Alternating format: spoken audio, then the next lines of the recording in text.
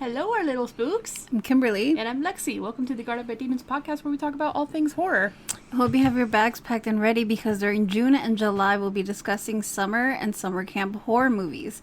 Today we'll be talking about 1993's Addams Family Values. Hell yeah, I'm pressing play on the movie right now.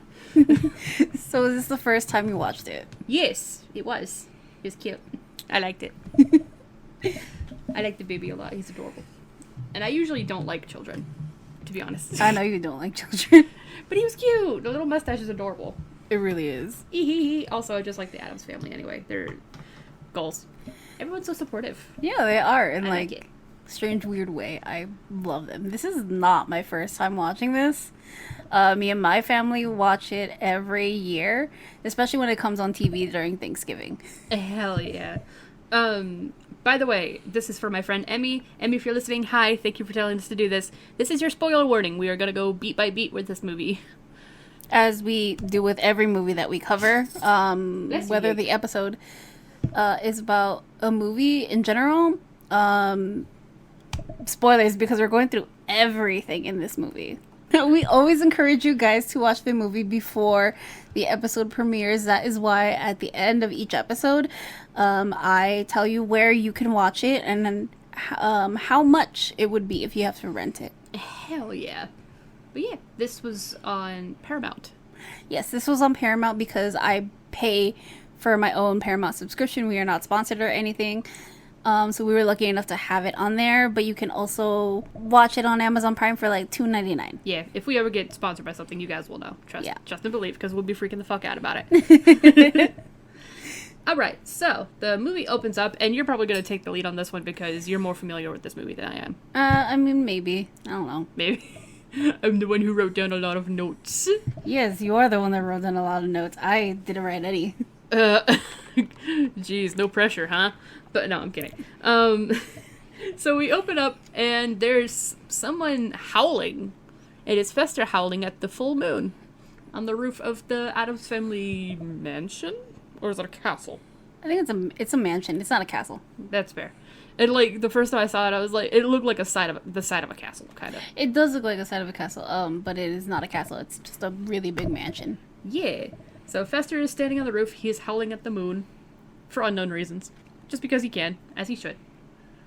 As we all should if we have the chance to. Yes. And we cut to the family cemetery. We've got Pugsley, Wednesday, and Grandmama, right? Mm-hmm. And they appear to be burying something, which is quickly followed up by a cat meowing coming from a box that Wednesday is holding. And she shakes it to shut the cat up. Sacrifice? Sacrifice, maybe? Or they're just burying a cat. I think they're just burying a cat because Wednesday just put a flower on it. Yeah. I don't condone this. Do not do this. Please. Please don't bury your animals alive. No, do not. But we go back into the Addams family house, and what is it? Thing and Gomez are arm wrestling. And I believe Gomez wins? Yeah, Gomez wins. And they shake hands. And Morticia announces, good news! We're gonna have a baby. Right now. She's gone into labor, and she is very calm about it. And I'm impressed.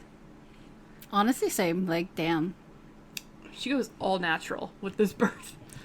No medicine, no nothing. She's just like, alright. Of course, she's like, it's not actually bothering her. No, it's not bothering her at all.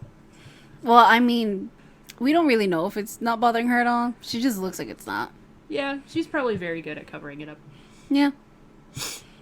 So we cut to the waiting room. And do you want to do this part? We cut to the waiting room where this little girl's talking about this whole entire thing that her parents told her how babies are made. To Pugsley and Wednesday. Yeah. And Pugsley's like, our parents are also having a baby. And then Wednesday's like, yeah, our parents had sex. God. It's funny. Also, if you hear, like, in the background, that's Jaeger, like, rolling around on the couch, being goofy. We have pets here. Yeah. Many pets. Gomez is so attentive. I fucking love it. I love that for them. Same. So then we get like Pugsley and Wednesday arguing whether if the baby's gonna be a boy or a girl. Mm-hmm. And then Gomez comes in, and they're all asking, because it's like the entire family in the waiting room. They all ask, "What is it? What is it?" And Gomez goes, "It's an Addams." Inclusive. I like it. I love it. Unintentionally inclusive, I'm sure. But, anyways, we get the title card, and then we get back into the Addams mansion. Shout out to Dead Meat. Anyway, yeah, and Thing is playing on a roller skate. They've brought the baby home. This house is dusty. I'm glad I don't have allergies. But, yeah, they bring the baby home, and I believe that Morticia's gonna bring him up to the fucking nursery? Yes, it's the nursery. Yeah, that's right. Again, I've only ever seen this once, guys. Stick with me. But God, she's fucking walking around and shit already. Yeah. I'm impressed. Props. But yes, they bring the baby into the nursery, and it's like the most creepiest nursery you can ever imagine. And I know you'd want this as a nursery. Hell yeah, if I ever have kids, like, that's what I want as a nursery. Knives and all. Knives and all, but like plastic ones, you know? Yeah. Fake ones. Knife mobile. Yes. Like, that crib's really cute. Spooky. I like it. Picasso. Yeah. We used to get a full glimpse of the baby with a little mustache. Yeah. Oh God, he already has teeth. That's so scary. That's so scary to think about for some reason. Oh, lordy. I always wonder with these movies why... Well, for obvious reasons, I'm sure they can't have a newborn baby, but like, I don't know, maybe go for a little bit younger because he's not supposed to have teeth yet. He's not supposed to have toofers. But whatever. We're talking about the Addams. It's probably normal. But yeah, we also happen to cut to Pugsley and Wednesday sitting on the staircase and like cutting off the little rail bars, I don't know what the fuck they're called, from the railing to the stairs. And Wednesday is like, they're gonna have to kill one of us because there's another baby now. And what is Pugsley asking? What is it? What are they? What? So Wednesday's like, you know, there's another kid. One of the other ones has to die. And Pugsley's like, well, which one? And Wednesday's like, well, they already have 2 sons.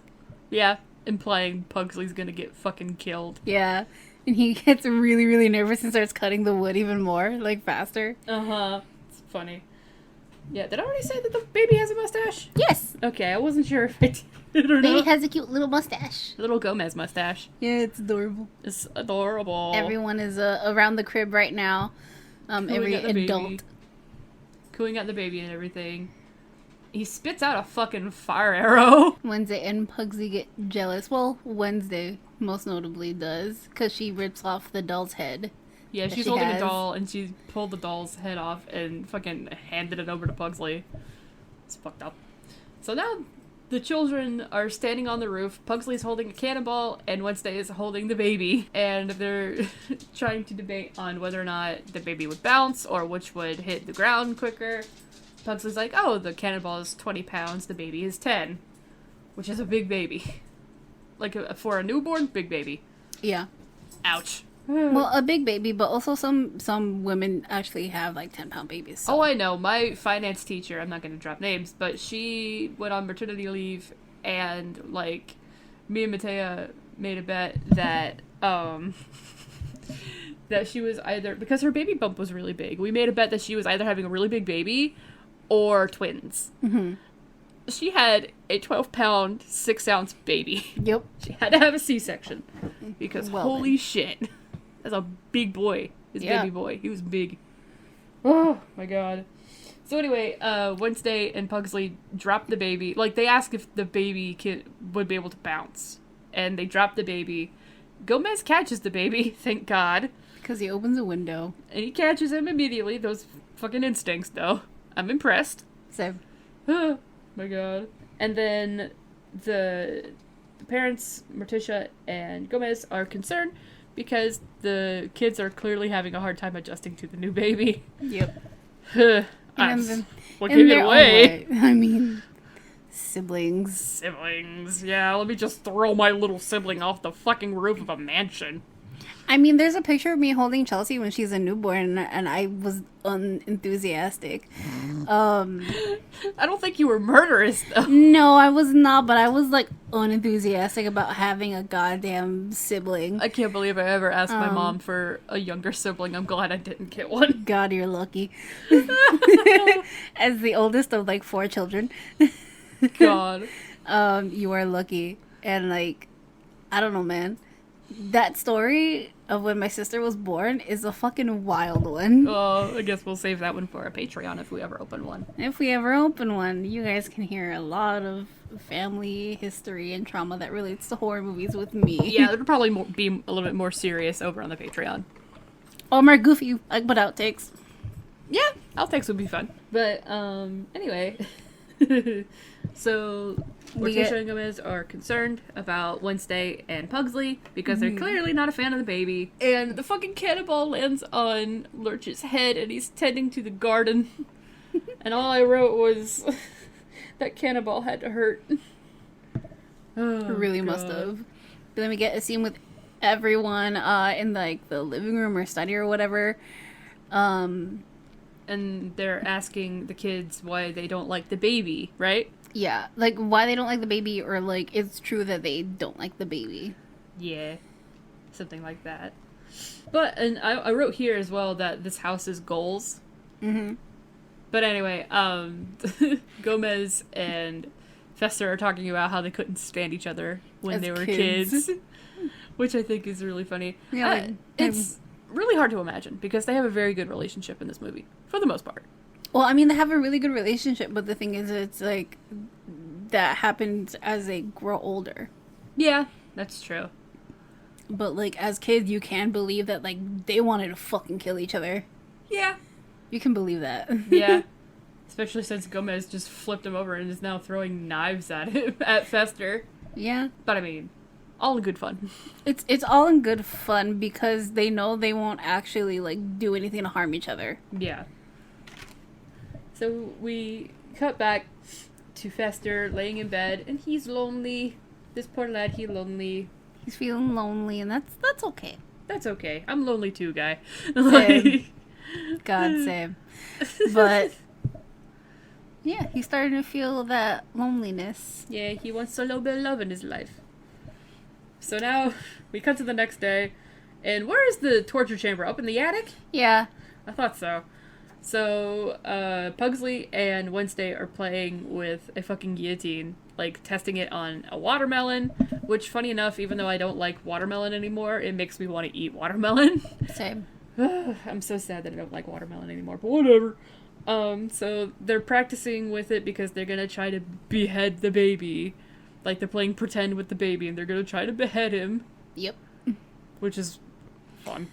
No, that's always fun, isn't it? Oh, yeah, for sure. Do you ever want to behead your little sibling? I don't know, Kimberly, have you? At times. For legal reasons, that's a joke. I thought for sure you were going to say I plead the fifth. Nah. I won't deny that shit. Yeah, I'm not going to deny that. Kids get on my nerves a lot sometimes. You know, especially what? Growing up, when you're a teenager, you fucking know. They're like, nah, I don't want to deal with this. So they drop the guillotine blade. The baby fucking catches it before it can reach him. With his little fingers. Little fingies. He's a strong boy. And all I wrote was, I'm gay, or not that. That's the next one. The baby's strong AF. Accidentally read the wrong one. Because I talked about Morticia in the next part. That's my bad. Yeah, because then we get a scene with Gomez and Morticia just sitting out at the family cemetery trying to have a little moment for themselves, but they can't because the kids are just screaming in the house and breaking stuff while they're trying to kill the baby. God. And Gomez is worried that Morticia's getting a little stressed out about it, which, I mean, understandable. It's very understandable. But, fuck, I love her. Yeah. I love her outfit. She kills with the outfits in this movie. Oh, she does. So pretty. She really does. She's a simple woman. She wants simple things. True. Yeah. Don't we all? Yep. But then we get a montage of different nannies. Yeah. And we go through like 3 of them until the 4th one is actually the one that they pick. I have to say, the first one, she's adorable. The first one is really adorable, but she is that stereotypical, like, hippie, eco-friendly. Yeah. And fucking Wednesday lights a match. Like, oh my god. And we get the second nanny, and she's, like, really, not pissed off, but she's just, like, really stern because she wants to know where the baby is. Yeah. And Wednesday says which part or something like that. Yeah, and that makes her, like, leave. Yeah. And then the third one, this nanny freaks me out. It's not even the doll. It's not the doll. It's not the doll, but or the also... puppet, rather. It's not the doll or whatever, but, like, the nanny looks like a typical nanny that you would think, like, you imagine. Wait, do you know what she looks like to me? She looks like the principal from Matilda to me a little bit. I don't see that with her. You don't? No, I don't. Oh my god. It's the eyes for me, dude. It's the eyes. Oh, you think so? Just a little bit. Like, you know what? Probably. Mild PTSD from that fucking movie. Oh, yeah, definitely. It's fine. So now we get the final nanny. Her name is Debbie. Debbie. She has blonde hair. She is wearing all white, and she has blue eyes. She's very pretty. Total opposite of the Addams. She sticks out like a sore thumb in this she house. Does. Oh my god, Morticia's so fucking pretty. Debbie also compliments her on a dress. Oh yes, it's very tight. Yeah. We're like, yes it is. Growing up, I always had like a crush on Morticia. God, I want to be her when I grow up. No, I'm 22 and I love saying that shit as an adult. I want to be her when I grow up. I still want to be her when I grow up, but I'm 26, dude. It's very sweet. I love her. She's so pretty. I also noticed just now that Wednesday has her fingernails painted red, just like Morticia, which I think is a nice little touch. It's cute. It's very cute. I love it. Oh my goodness. Oh we yeah. do get the introductions where Debbie is introducing herself to both Gomez and Morticia. And we also get the baby's name. His name is Pubert. Pubert. He's adorable. Pubert is cute. I love him. He's so cute. And I also wrote, because I didn't know what the fuck was coming, I love that Deb's not fazed by anything. Yeah, she really isn't fazed by anything right now. There's a reason. There is a huge reason. But then we get a glimpse up at Fester. And he's, like, immediately head over heels for her. He is enamored. Oh, get you a partner that looks at you the way Fester looks at Debbie. Please, just don't actually act like that relationship. It's toxic, okay? It is very toxic. Act like Morticia and Gomez. That's loving. That's healthy. We love to see it. Yes, we do. They're so cute. I love them. They're goals. Yeah, I just wrote, you'll find love Lester. Or Fester. Lester. Fester. God damn it. I don't know why I said Lester. I think I mixed love and Fester together by accident. I think you did. That's okay. That's my fault. It's alright. I get tongue-tied very easily. Yeah, you do. I noticed that. I try my best, though. It's okay. I try my best, but I'm not doing a very good job. You are doing your best. And that's all that matters. Yeah. But then we cut to a scene where Cabbage Patch is being hung by the neck with a noose. And Pugsley and Wednesday are fucking they're wearing welding gloves and welding masks, I guess is what they are. Yes. And they're trying to fucking burn the Cabbage Patch Kid before they're interrupted. They're always interrupted doing this shit. I think it's funny. So they get to meet Debbie, and immediately Wednesday's just not impressed. No, of course not. I do have to say, Debbie is very pretty. It's a shame that she's the way she is. Yeah. Ugh. She is. She's very pretty. The actress, Joanne Cusack? I think so. Yes. God, she's really fucking pretty. And I also like her performance in Ice Princess. Most of you will probably know her as the principal from School of Rock. Yes. Because she got drunk and sang Stevie Nicks. Which I think was really fun. But Thing is also very much into Debbie. And she's not fazed by him at all. Nope. Starts sucking on his finger a little bit. And he promptly faints. The hand faints. Which I think is really funny. I think it's hilarious, honestly. Looking at her now, I think they were genuinely trying to make her look like Marilyn Monroe a little bit. Because she's, like, got a mole in the same place. Yeah. And the dress is very reminiscent of her. Not her hair, necessarily, but, like... But, I mean, it's, like, kind of the same-esque of it, you know? Yeah. Even, like, her facial shape is kind of similar, too. Mm-hmm. A little bit. Which I'm sure was not intentional, but... I mean, but I wouldn't be surprised if we find out, like, it was, like, a style choice, you know? Yeah, we just have to look it up sometime. But she also starts, like... Sorry, the baby just fucking flew out of nowhere. Startled me a little bit. I'm glad Gomez is always there to catch Pubert. So now we cut to Debbie getting comfy in bed, and then we cut to Fester and Gomez talking to each other in Fester's bedroom. But I don't remember what they're talking about. It's been a few days since we watched this. We legit had so much trouble wanting to record this week, but it's fine. It's okay. Fester and Gomez are just talking about how Fester has a tiny bit of a crush on Debbie. Yeah, it's adorable. And he's just asking Gomez for like a little bit of advice, and then they're just like reminiscing about stuff. Yeah, which if there's anybody to go to for love advice, it's Gomez. Yes, for sure and certain, because he knows how to treat a woman for sure. It's very cute. It's very cute. So now we go back to Debbie. She's laying in her bed. She is watching the news. And it's about her. Because she's a Black Widow. She's killed 3 husbands already. Yep.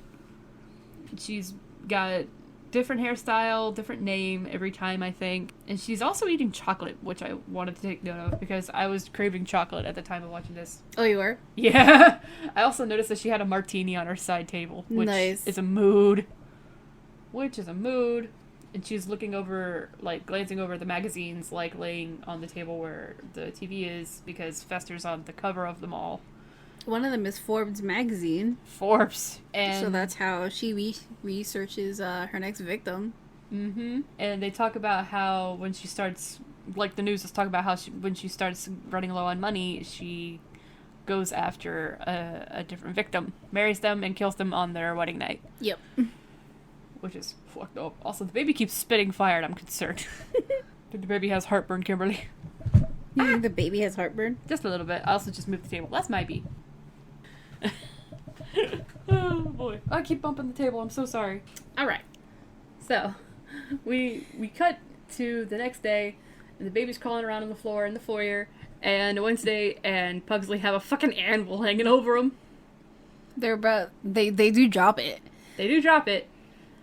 It'd break the floor, but Debbie's already picked the baby up before that can happen. Just in time. Just in time. As always.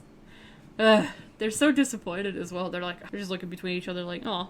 But yeah, both Morticia, Gomez, and Fester's also tagging along too. Yeah, they're all leaving for the night.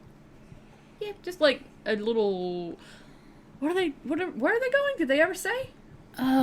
We'll see in a bit. Okay. I wasn't sure. We'll see in a bit if it does track. But I also think it's funny that when Morticia lists off, like, the emergency numbers, the morgue is one of them. Yeah. Yeah, she's like, there's the fire department, the police department, and then the morgue. Oh, boy. And I thought that was so funny. I still think it's the most hilarious thing today. I've seen this movie so many times. God, I love it. So now we cut the Addams and Fester have left, and now we cut to Debbie in a study of some sort, looking through all of Fester's stuff, like paperwork about him, and this, that, and the other. Oh, the baby's on a ball and chain. I didn't notice that. Oh my god. Oh my god. It's all fucked up. Well, okay. Yeah, it's so he won't, like, leave anywhere too far. Still fucked up. But I mean, it's the Addams. What do I expect?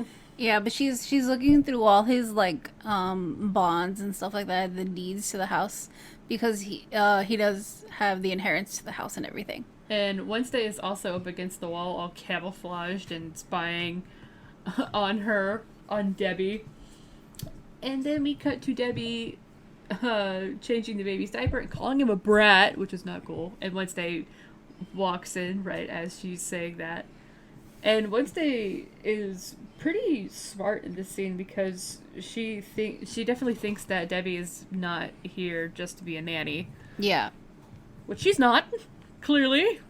clearly she isn't, because she also calls her out on it, saying that if she also like wants to look after her uncle. Yeah.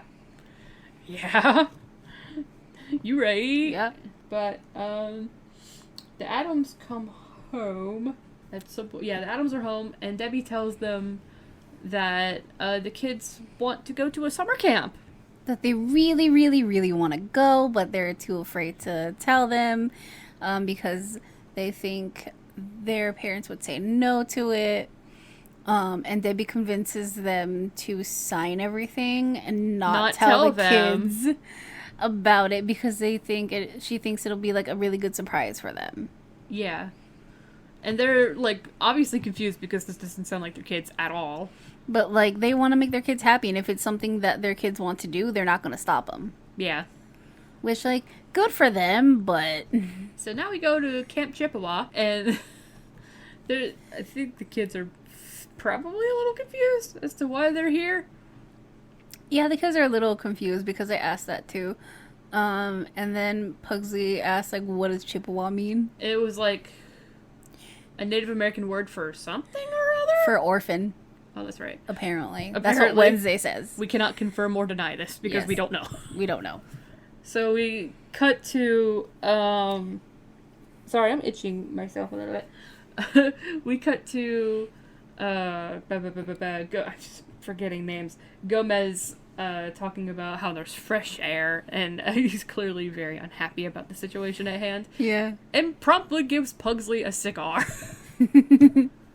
Don't give your kids cigars, please. No. This is a PSA. Don't smoke. It's not good for you.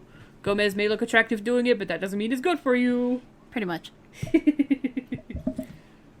Oh my goodness. But basically we are at the campgrounds where every family is meeting everyone, and we get one of the campers, Amanda, approaching the family. And she's asking Wednesday, like, why are you dressed like that? And Wednesday's like what? She's like you're going to a funeral. And Wednesday's like, just wait. I love Wednesday. She's a whole vibe. She's a whole vibe. Love her. God. Also hate this little girl. Amanda? I hate her. Oh, yeah, same. She plays a bigger role in this one. She was also in the first one, but she played, like, a different character, and it was for a scene. Oh, really? Yeah. Ha! I didn't know that. To be fair, I've only ever seen bits and pieces of the first one as well. Mm-hmm. And then we get to the point where they're asking about interests, and Amanda's mom asks, "Oh, what is your daughter interested in?" And Morticia's like, "Oh, Wednesday's at that age where girls only have one thing on their mind." And Amanda's mom's boys. And Wednesday goes, "No, homicide." Same. For legal reasons, that is a joke. Yeah. Don't call the police on me, I promise. I don't actually want to kill anybody. It's a joke. It's a joke, I promise. We just think it's funny, though. It's very funny. Some people take stuff way too seriously, though. It's very funny. But it's fine. Amanda's mom is really, like, concerned about it. Yikes. Like, she has that whole yikes look on her face. Yeah. So now we get introduced to the two camp counselors. And they are out there. They are very out there. But I mean, like, kind of fun. Yes, but also as someone who has gone to summer camp, this is kind of accurate. This is kind of accurate with how counselors are really out there to Me too, Wednesday. Sorry, she's drinking poison right now. Yeah. Me too. But, like, if you've ever been to summer camp, you know your fucking counselors are just, like, really out there trying to get you guys, like, engaged and stuff like that. So, like, it's kind of there. But that's a little too exaggerated. Yeah. And also, we cut to this boy. His name is Joel. And his mom is making him stay here, even though he's got really bad allergies. I'm sorry. I just noticed Pugsley in the background behind Wednesday trying to hang himself.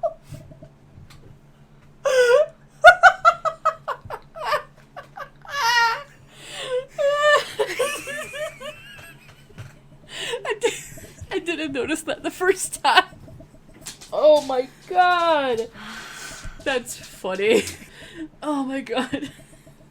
Hold on.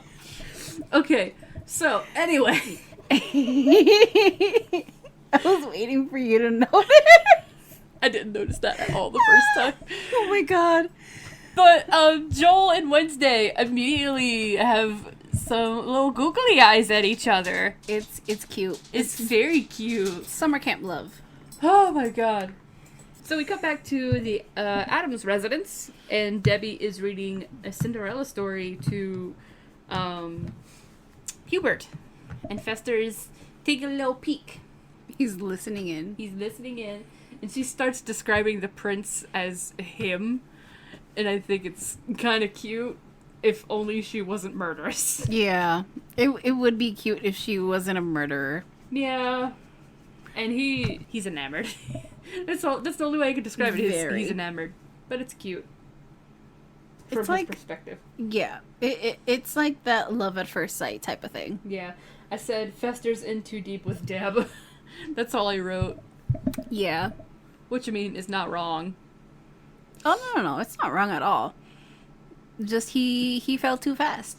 Yeah. It's kind of like when you really, like, have a crush on someone in high school. And you're, like, I don't want to say desperate because that sounds mean. But no, like, you're not desperate. It's just like, you just really like them and you want their attention. Yeah. So we cut to Fester running into Gomez's study. Gomez is throwing darts, and Lurch is holding the dartboard. And he's catching every dart with a dartboard. And he's shaking. Yeah. Which, understandable. Darts probably fucking hurt.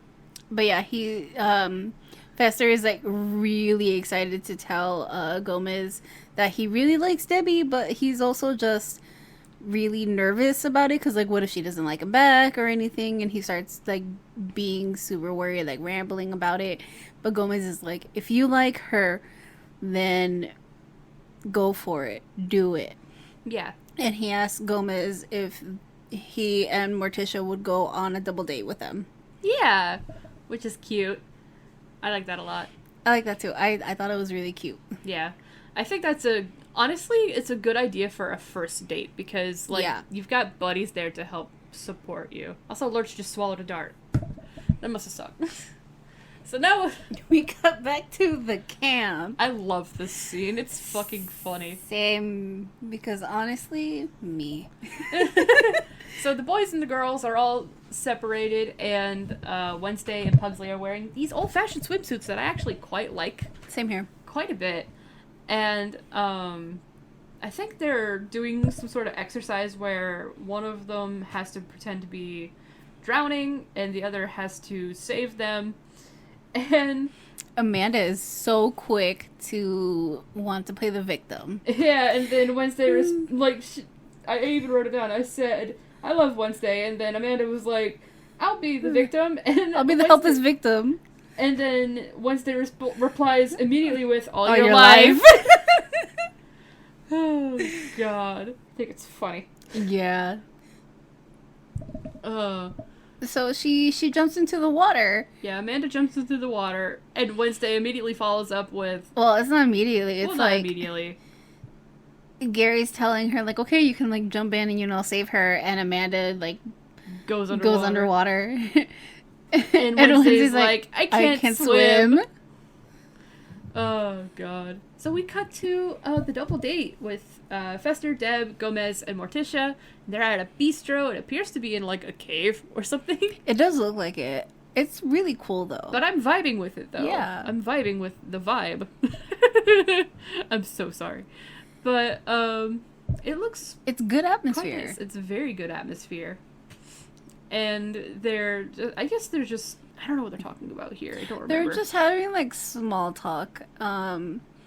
And Gomez is just talking about, this is the place where he, like, takes Morticia sometimes. This is their favorite bistro. Yeah. And they're trying to talk up Fester. Yeah, just a little bit. He's a nervous boy, but it's okay. Because, I mean, same. Yeah, if I ever honestly. end up going on a date, I'm like, Oh, that's...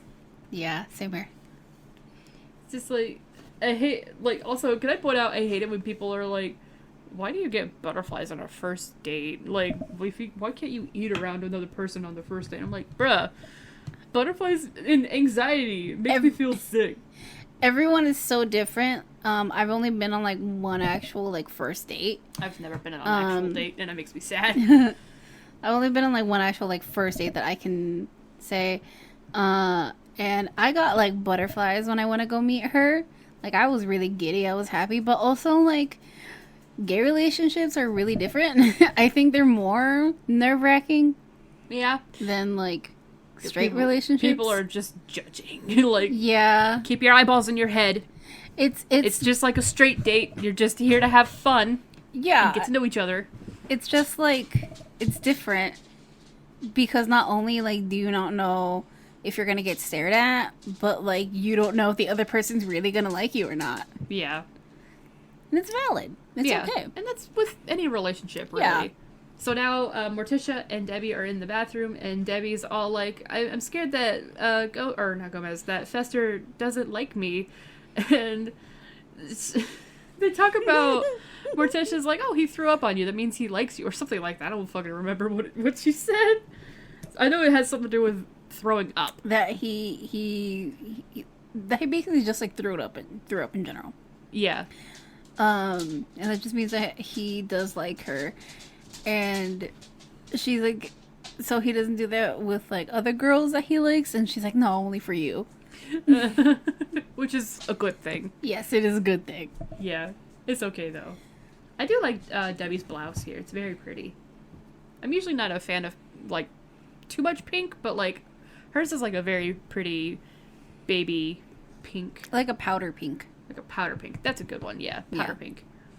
So now Fester is asking Gomez for some advice. Like, how does he be suave? How does he be like Gomez? Yeah. And Gomez is like, you gotta woo her and make her feel like the most sublime creature in the world and stuff like that, which I think is just... fuck! Mm-hmm. I need a Gomez in my life, dude! Like, please, give. I want this. I'm jealous. They don't make men like Gomez Addams. I mean, if I was bi, say, I would. No, you want a Morticia. Yes. Tell me I'm wrong. I do. I really do. They're so cute. But I mean, like, I would be someone's Morticia. I mean... It's another way to put it, too. What are you doing Saturday? No. What do you mean what I'm doing? Hey, I'm making you dinner. You mean it?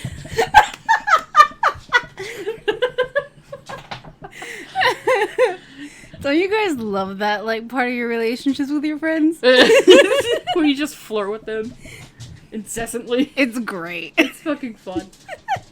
So now, Morticia and Debbie are back from the bathroom, and the boys are pulling out the chairs for them, which is very cute. It's adorable. Fester is trying his best, and it's precious. He's a shy boy. He is a very shy boy, but, I mean, he's doing his best, and to his credit, it does look like Debbie's buying it, even though she's just acting for it. Oh yeah, absolutely. She's good at acting like she's in love. She is very good at it. At first. Yes. So now we've got a waltz song coming on. Or is it a tango? I think it's more of a tango. Yeah. And now Morticia and Gomez are gonna go tango, which I think is phenomenal. Love this scene. Every time I watch this scene, I'm just, like, so mesmerized by their moves. It's so cute. Uh-huh. He's also just, like, smothering her in kisses, like, at the beginning. It's right here. Adorable. Aww. I love it. It makes me wonder if these two actually had chemistry IRL for a brief time. From what I've seen, I don't think they did. Aw, that kind of makes me a little bit sad. But, I mean, whatever. They're very good on screen together anyway. Yeah, they're very good. Their chemistry on screen is, like, super duper good. Mm-hmm. Very good Morticia and Gomez, for sure.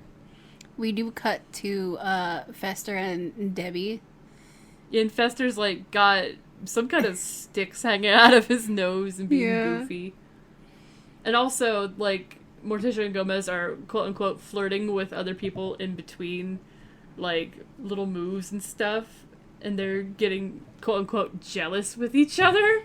It's really funny. It's really cute. It's adorable. Also, like, I gotta pause this real quick because Gomez sent Morticia in a spin after trying to make him quote-unquote jealous, and there's just, like, flames coming up from the floor from when she was spinning across the floor, which I think was really fun. But they're so sweet. Get you a partner like this, you guys, please. Yeah, also, again, perfect movie to end on Pride Month because these two give off so much bi energy. God, they fucking do. I love it. I love it so much. It's so cute. Ugh. I love them. I could watch this all day. I love the scene in particular. Yeah, this scene is one of my favorites. But, like, overall in this movie, the camp scenes are just gold. There's one in particular that made me cringe super hard, and I think it was meant to, and it succeeded. Oh, God, it hurt. It hurt desperately. Yeah. Oh, God. I was just, like, curling up in a ball on the couch. I was like, oh, my God, I can't with this. Well, I mean, it's supposed to. It's not supposed to be, like, too serious or anything. Yeah. So Gomez and Morticia have ended their dance with a little dip and a kiss. It's so cute. As they should. Hell yeah. And there's champagne flying everywhere. Love to see it. Because all the bottles popped. Of course. It's very nice. It made me very thirsty for some reason looking at it. Then we cut to the camp and Amanda is, telling a ghost story with her retainer in. It's really fucking funny. So now they're trying to get, she's trying to get Wednesday to add on to the story because it's one of those stories where, like, you add on to it between one another. Yeah, and honestly, we both looked at each other and we were like, that's a really bad idea to have Wednesday go in. Yeah. For a scary story. Because she could make it scary, for sure. Oh, hell yeah, she could. God, I couldn't, dude, I couldn't. I can't remember what she says for her part, but it's just really funny because something about their ugly noses growing back or something like that. Yeah, it ends up scaring everyone in the cabin. It's a girls' cabin, so I mean, like, yes, it's a girls' cabin, of course. They're fucking funny. The camp is for rich kids, so of course that's gonna scare them. Gross. Eat the rich, except for the Addams. Yeah. So now Fester and Debbie are taking a little stroll in the family cemetery. And it's really cute. Yeah, if only the feelings were mutual on Debbie's end. Oh gosh, I bumped the table. That's maybe. That was me. Oh, that was you? Yeah, I'm sorry. I think we bumped the table at the same time. Oh, it's okay. It's fine. Whatever. And all I wrote for this part was Deb is hamming it up right now. Oh yeah, she is. She's like putting it out, like all of it. Just giving her all. She's talking about how she's never been touched. She's a virgin, and Fester doesn't know what the fuck she's talking about. Kinda. I should have. No, I'm not gonna lie. I should have thought they were gonna start fucking on the cemetery the first time we were watching this. I was like, is this about to happen right now? Oh my god. Which I figured they wouldn't show anything because it's PG-13, right? Yes, it's PG-13. So, like, I was like, they're not gonna show anything if they do, but, like... No, this was, like, marketed towards kids. More like tweens, I think. I think so. But, I mean, I think the target demographic was kids.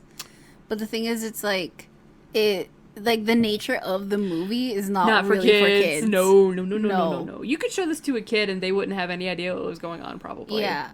But yeah, definitely. As a teenager and an adult, you're like, we get what's happening. You know. We know what a virgin is. But yeah, even Lester doesn't, or Lester. Fester. I don't know why I keep saying Lester. It just rhymes, I'm sorry. But Fester, like, doesn't even know what a virgin is, so, like... There is that. But again, she's fucking hemming it up, dude. Oh yeah, she's like really getting to him. I think this has to be like where he asks her, right? Yes. To marry him? Yeah, because they come back in and she's got this big old fucking engagement ring, like this rock on her fucking finger. Yeah. That they dug up from Morticia's or Gomez's mother's casket. because she was buried with the ring. Yeah, she was buried with the ring. I took note of that in particular, like, not even maybe down in my notes, but, like, I took note of it because I was like, it's not out of character, but it's fucked up. It really is not out of character. I'm still trying to get used to the Addams, even though I know how they are. Like, this is just their thing. This is how they be. Yeah, but also, there's, yeah, I think he did just like Oscar to marry him. I think he told her that he loves her. So And the baby's wearing a Hannibal Lecter mask. Yeah, he's asleep. God, I love Morticia and Gomez. I'm gay for them both. So now Fester runs in, and he has great news that him and Debbie are gonna get married. That was fucking quick. Very quick. Yeah, it was Morticia's mom's. God. They straight up just fucking dug her up. And took her ring! Yeah. She's gonna haunt your ass. So now we cut to the next day, back to camp, and Wednesday gets mail from Fester announcing that he is getting married, and they are not happy about it, particularly Wednesday, because she knows how Debbie is. Yeah, and then Amanda gets really snobby. Of course she does. It's always some girl named, like, Amanda or Angela, Angel. Yeah. Something like that. It's always those type of names. Just, like, gross. But yeah. She says something about, oh, your uncle's marrying the help? And I'm like, bitch, excuse me? What is that supposed to mean? This is the 90s. What the fuck? What are you talking about, you crazy bitch? Ugh. It's the early 90s. So I still assume that they had, like, people helping them in the house and everything. People still do. But the way she said it was, like, really bad. Like, she said the help, and I thought of the movie The Help, which takes place in the 60s. And I'm like, that doesn't sit well with me. Ugh, Lord. And so, like, the counselors are trying to make Wednesday and Pugsley have a good time. It's not working. Nope. Not at all. But also trying to just reassure them, like, it's a good thing. It's a good thing that it's happening, that they probably do like each other and stuff like that. Yeah. So now, like, they have to go sit, because, like, they're starting an argument with Amanda, I guess. They have to go sit in the, what is it called? The something cabin? The wholesome cabin? What the fuck is it called? Also, they have a game of Yahtzee over there on the shelf. I see that shit. Amazing. I completely forgot what it's called. Ah, F. Oh well, that's okay. Keep bumping the table, that's my bad. Oh, he's wearing...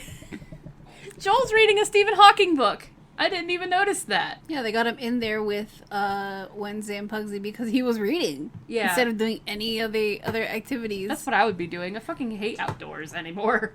Like, I get eat up by bugs a lot. Yeah, A Brief History of Time by Stephen Hawking. Nice. Yeah, Joel's a little smarty pants. Also, good taste in books. He's a little bookworm. I've been wanting to read that book, honestly, for a while. Yeah, I just not noticed that. That's cool. He's a smart boy. And then Gary comes in and takes the book away from him. Which is lame. Yeah, but it's like, well, he can't have the book in there. And he's scared of Michael Jackson? Apparently so. Apparently so. Which, I mean... We don't get anything further from that. No, we don't. No. We're just...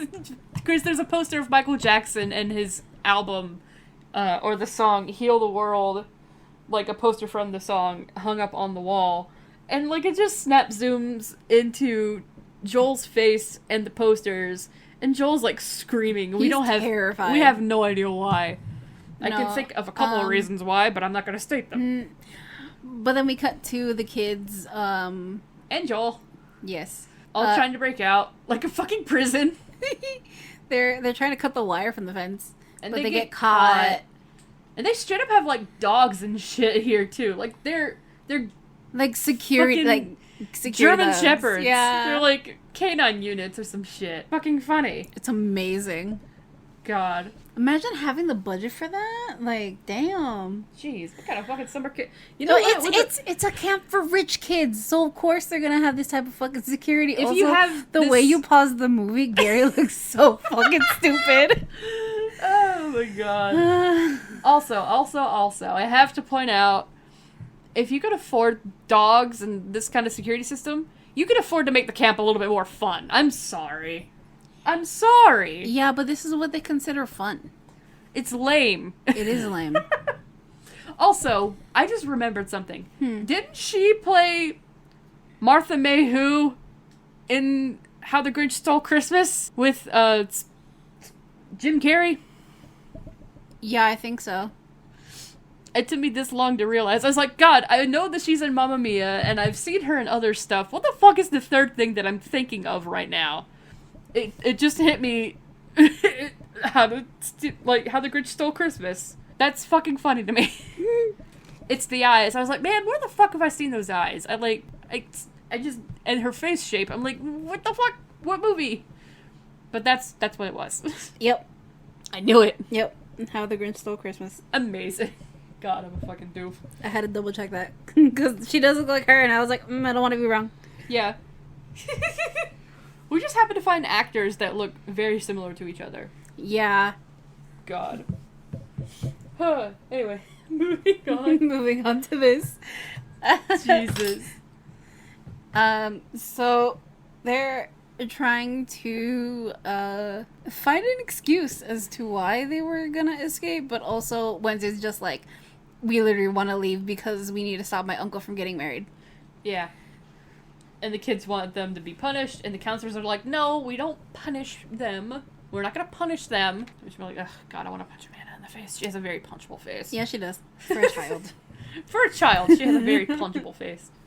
Ugh, boy. Oh, yeah, they're singing Kumbaya. Yeah, yeah, because they're like, you know what will help? Music. You know what else would help? Kumbaya. I want to fucking die. Yeah, honestly, I was so thankful that my camp never did this. Like, one night, they said we were gonna go sit around a campfire, and I was like, cool, okay. In my head, I was telling myself, like, please, if they go fucking sing this song or any other song around a campfire, I'm going to the cabin they designated that campers can go to when they want to be alone. Let's gather around the campfire and sing our campfire song. Look it. If it was that SpongeBob song, I would have stayed for that. Because it would have been funny. It would have been great. Stayed for that, and then I would have left. I would have dipped. Straight up dip. Okay, so minus Kumbaya, we cut back to the house, and they're having a wedding engagement party. They're having a bachelorette party. Yeah, there you go. I fucking forgot the word for bachelorette. I've also seen this woman somewhere before. Fucking can't remember though.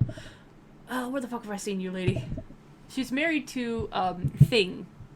No, she's married to Cousin It. Cousin It Thing. I get words and shit all mixed around. I'm trying my best. Thing is the hand. She's married to Cousin It. Why did I say Thing? Oh well, whatever. Hey man, Thing wouldn't be too bad of a thing to be married to. TBH. This lady, she is... Oh, fucking, I just realized Morticia has, like, dry ice in her glass. Yeah. And Cousin It's wife has had a baby, too. He looks strangely adorable. He's in a little coffin, stroller, question mark? Yes.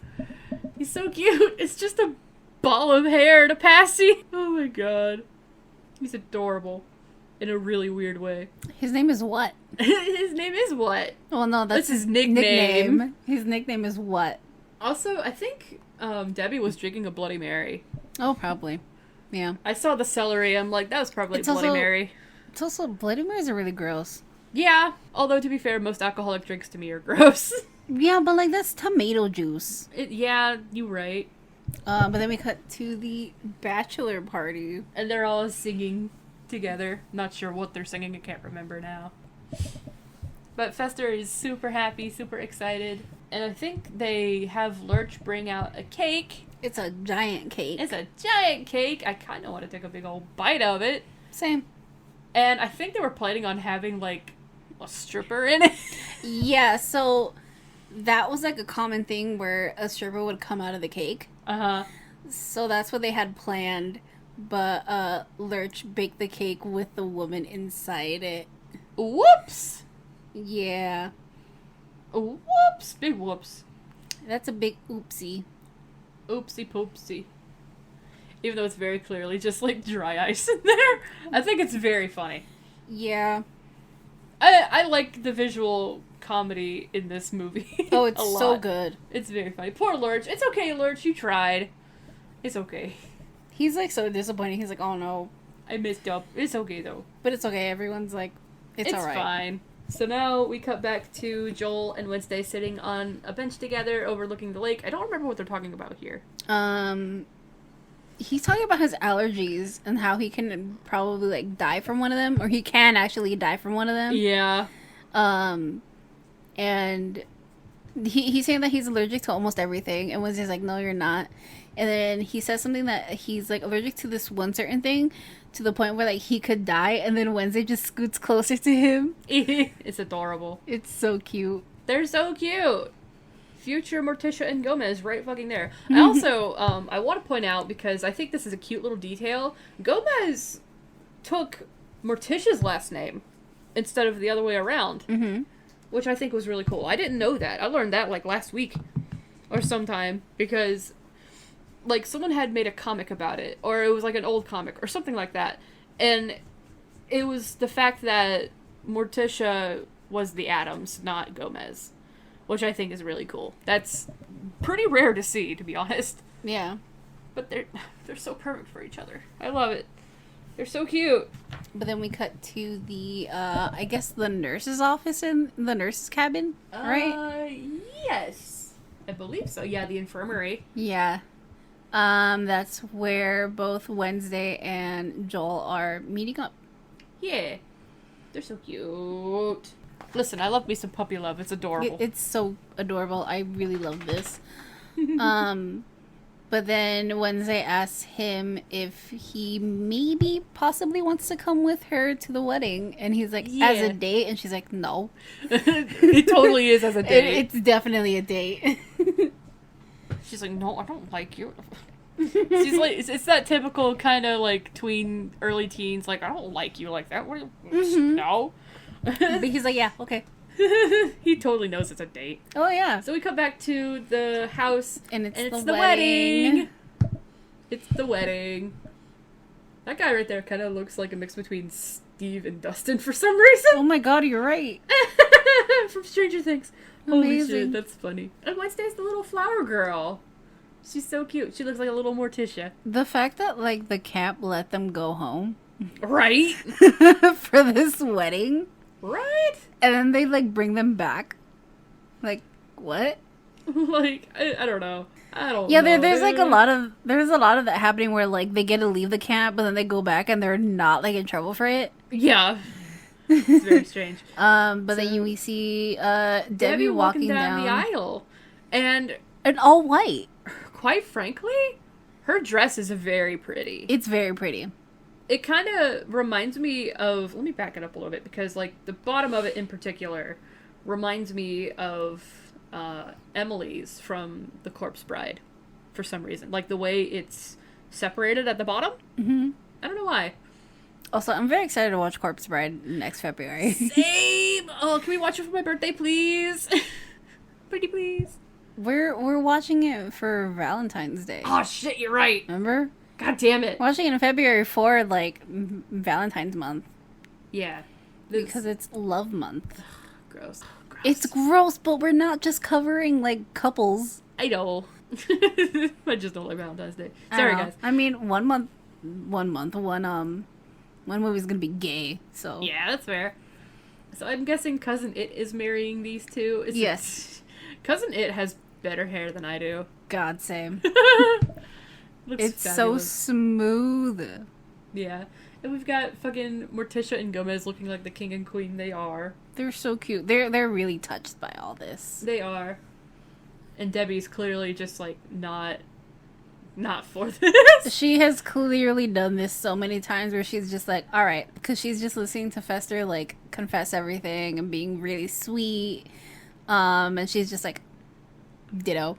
Yeah, ditto. And, like, I just wrote, Fester's too sweet for this woman. Yeah. It is, though. I love her dress. It's very pretty. Love is blinding. Yes, That's it is. Yes, it is. Yep. God. But yeah, now we're getting the couple, like, leaving the house to go to their honeymoon. And they have cans and stuff, and a dead body being dragged behind their car. They do. Oh, the visual gags. They're so funny. God. And then Fester tells her, like, oh, throw the bouquet to find out who else is going to get married. Yeah. And Debbie just, like, rolls her eyes and she's like, oh, all right. Yeah. So she throws it, and the one who catches it is Wednesday. Uh-huh. And Joel's like, well, now you got to get married. And Wednesday's like, it's not binding. You're right. She's not wrong. She isn't wrong. I missed the bouquet I caught. I don't know where it is at this point. I'm so sad. I was a child when I first caught my first bouquet. I'm pretty sure, like, I threw it away.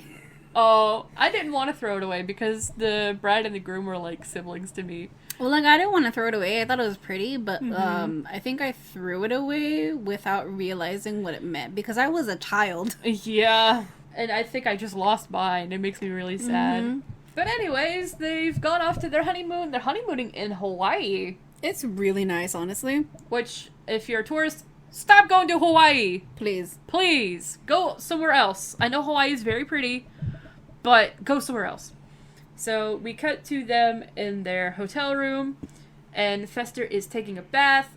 Debbie fucking dumps a boom box into the bathtub with Fester, trying to fucking kill him. Oh, yeah. She goes into this whole tangent of, like... would you die for me? Yeah, like, do you really love me? Like, would you die for me? And he's like, yeah, of course I would. Absolutely. And she just she yeets that thing in there. Yeah. It, like, blows out all the bulbs that are around the mirror in the bathroom. Yeah. Basically, like, all the bulbs in general in the bathroom. Like, all the lights.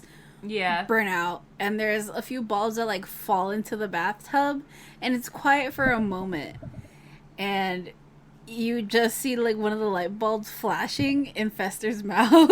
Uh-huh. Or it's, like, completely lit up in his mouth, which I think is really funny. Yeah! Yeah, there it is. Amazing. And he's, like, he thinks it's really funny. Yeah. But Debbie is, like, super upset just laying in bed. She's pissed about it. Yeah. And he's concerned, of course, because he's worried that she was super scared that she probably thought she killed him. Well, that, but also, like, ruin the bath, too. Yeah. And he's saying, like, oh, it's okay, it's fine. And she's like, no, it's not. But, he's really sweet. Yeah. He's really sweet. I do feel bad for him, like, throughout the whole entire thing. Yeah. Because he's super clueless. He's very sweet. He's very enthusiastic, but he's very sweet. He is trying his best. He really is trying his best. But he's, like, really excited to sleep with her. Yeah. For the bath thing, I wrote, what is Fester made of? Like... he's an Addams. You got me there. Like... I gotta pause this, because I really want to know how the Addams are the way they are. Desperately. Well, like, both sides, because both sides are, like, unkillable, essentially. Yeah, I guess. Like, I want to know. I'm desperate to know. We're not really gonna know, but, That's fine, whatever. Yeah. So now, they are going to fuck. Oh, I mean, yeah, they are. It is the honeymoon, after all. Yeah. But she tells him, like, after they do, he can't see his family ever again or talk to them. No. And he's not happy about it. At first, he's not happy about it. Yeah. He's really upset. Yeah. Poor thing. But, he agrees. Yeah. With a gentle caress of a hand in a certain place. Yep. Because, of course. Of course. Fester is a man, after all.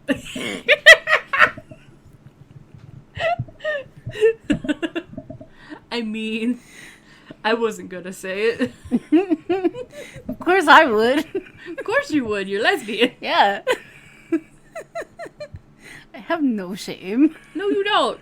I hope to be like you when I grow up. When you get 4 years older. Okay, and? That's fair, though.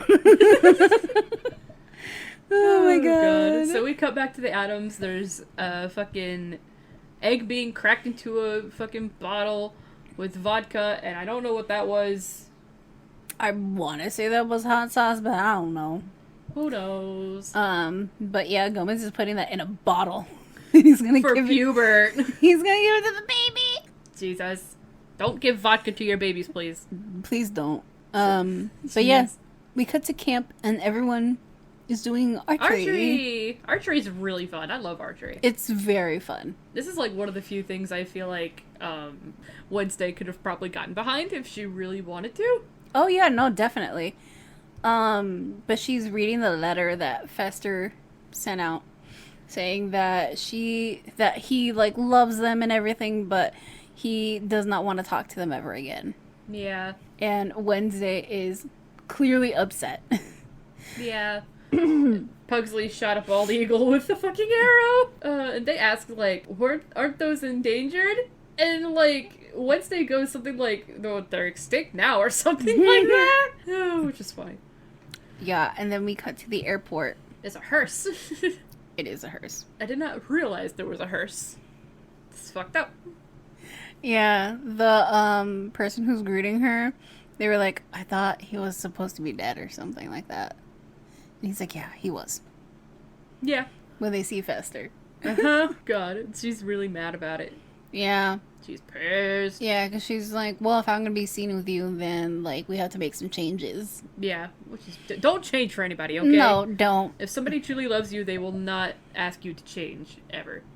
Yeah, I have learned that the hard way. But, yeah, Okay, don't do that. It's not worth it at all. No. So we get this big, extravagant mansion, which it looks so nice. It looks very nice. Also, Fester is wearing a god-awful wig. He looks like Coconut Head. Yeah! He's wearing this suit that doesn't match him at all. No. But he asked her, like, well, do you think this is, like, really me? And she's like, of course not. Oh, that's mean. Yeah. That's so mean.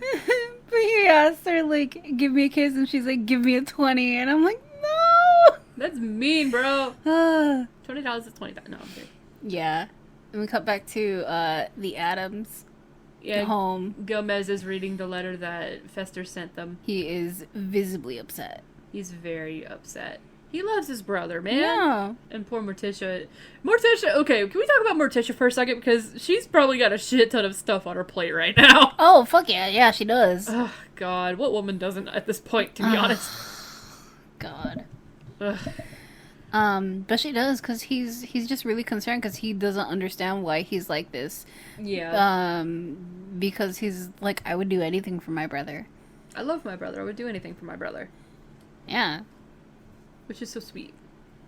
He's like, I would gouge out my eyes for him. I would, like, crawl on my stomach on, like, hot lava for him. Yeah. But Morticia is just like, it's probably just, like, them, you know, having their feelings for each other after the honeymoon. Yeah. It's, like, pretty common.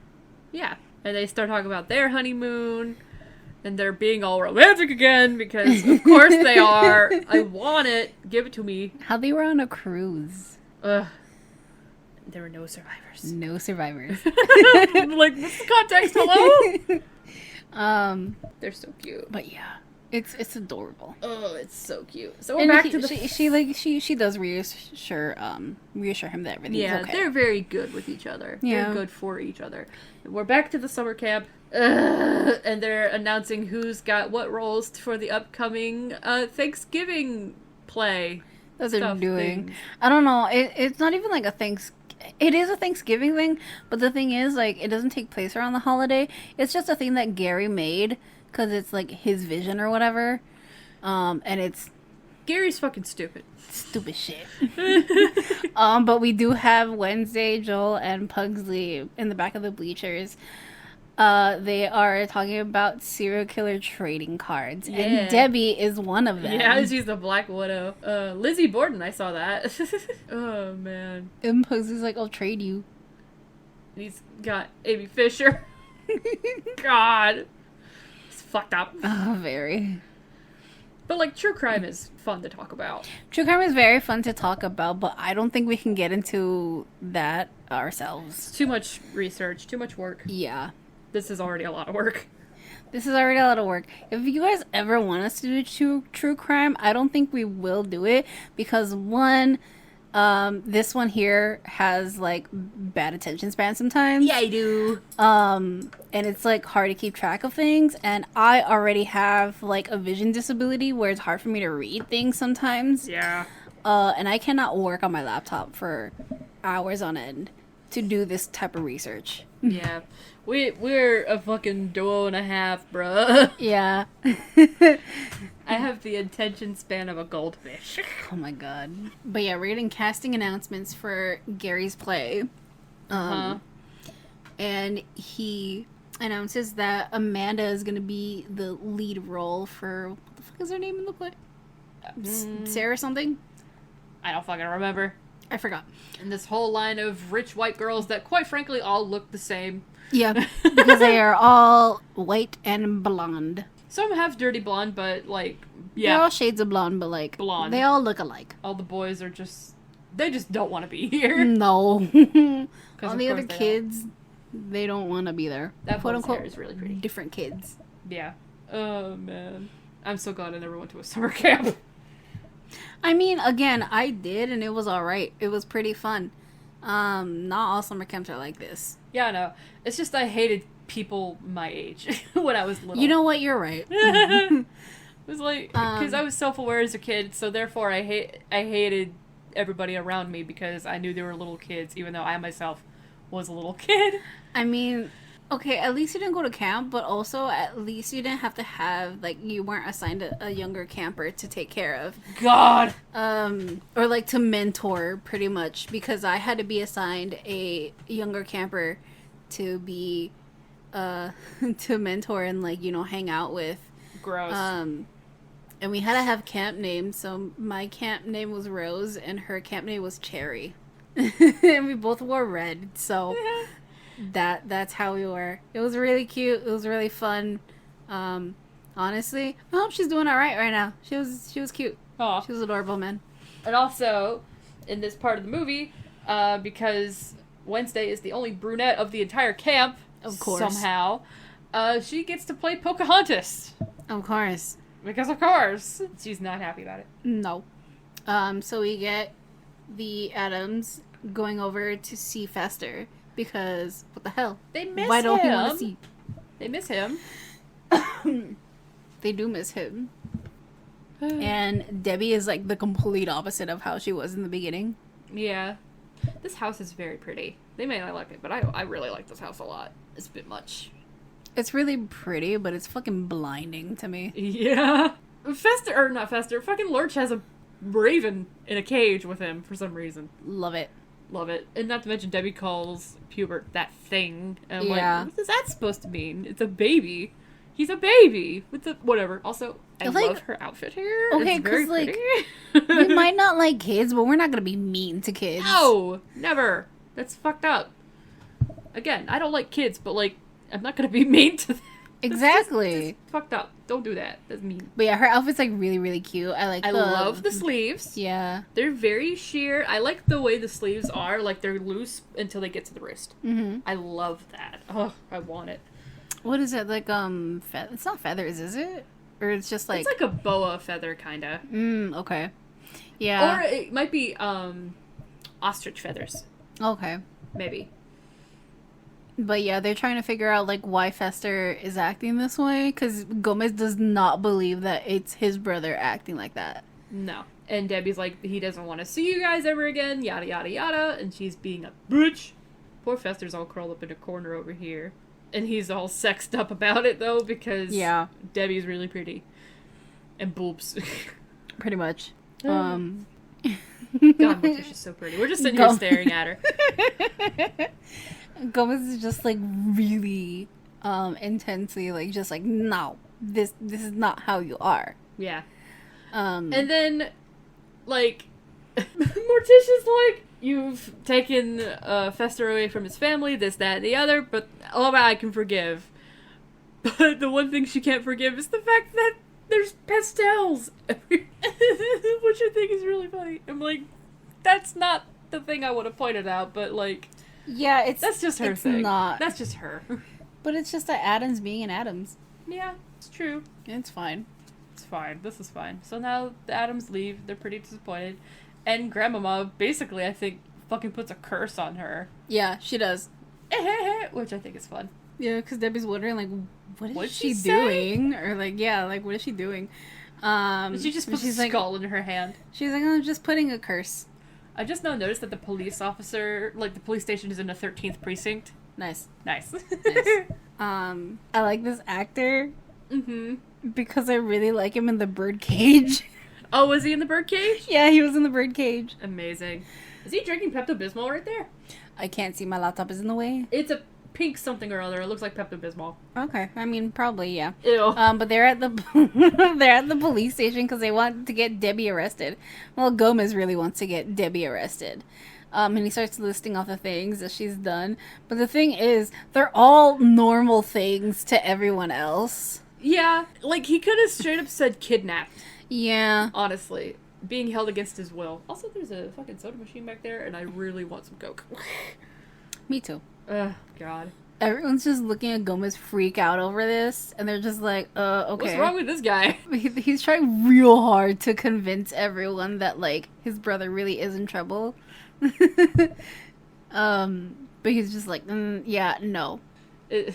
Just take him seriously, please. Gomez is clearly distraught. Yeah, he just wants help for his He's brother. He's crying. I saw a tear going down his face. Stop. He just wants help for his brother. He just wants his brother back. Yeah.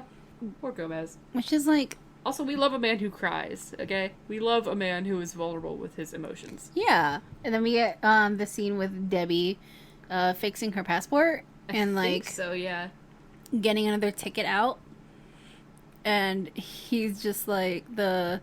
The person at the booth is like, so you're gonna be alone? And she's like, yeah, I'm gonna be widowed. And he gives her like a look. Like, okay. And then we cut to the camp where all the kids are practicing for Gary's play. Yeah. Which made me curl into a fucking ball. That girl just standing there with a blank look on her face. That's me. Same.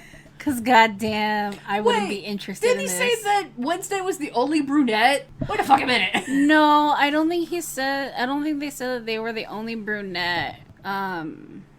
They just said one of the brunette outcasts. I guess, yeah. That's mean. Yeah. We're both brunette. Hello? Mm-hmm. Lame. I hate that. I always don't like the trope of, like, the blondes always being, like, the good ones and the brunettes not being the good one, you know? Yeah, good at this kind of thing. Yes. Like, I like when brunettes are the bad guy. Yeah. And not just the blondes. I'm like, Yeah. I want to be bad too. Hello? It's very fun. Mm-hmm. But also, they were wondering where Pugsley, Wednesday, and Joel were, and they were by the payphone. Yeah. trying to get out. Yeah. Because something's wrong with Fester. They also see that something's wrong. Yeah. Ugh, God, these counselors fucking kill me, dude. Same. Ugh. And I understand their, like, stupid little pep talk that they do right now with everyone else, but it's also just like, shut the fuck up. Because, like, no. Just, the countdown in my head. But, oh God, what are they doing here? I don't know what they're doing here. They're just giving the other campers, like, a fucking pep talk saying, like, don't you just want them to, like, you know, actually participate in all this shit that they're doing?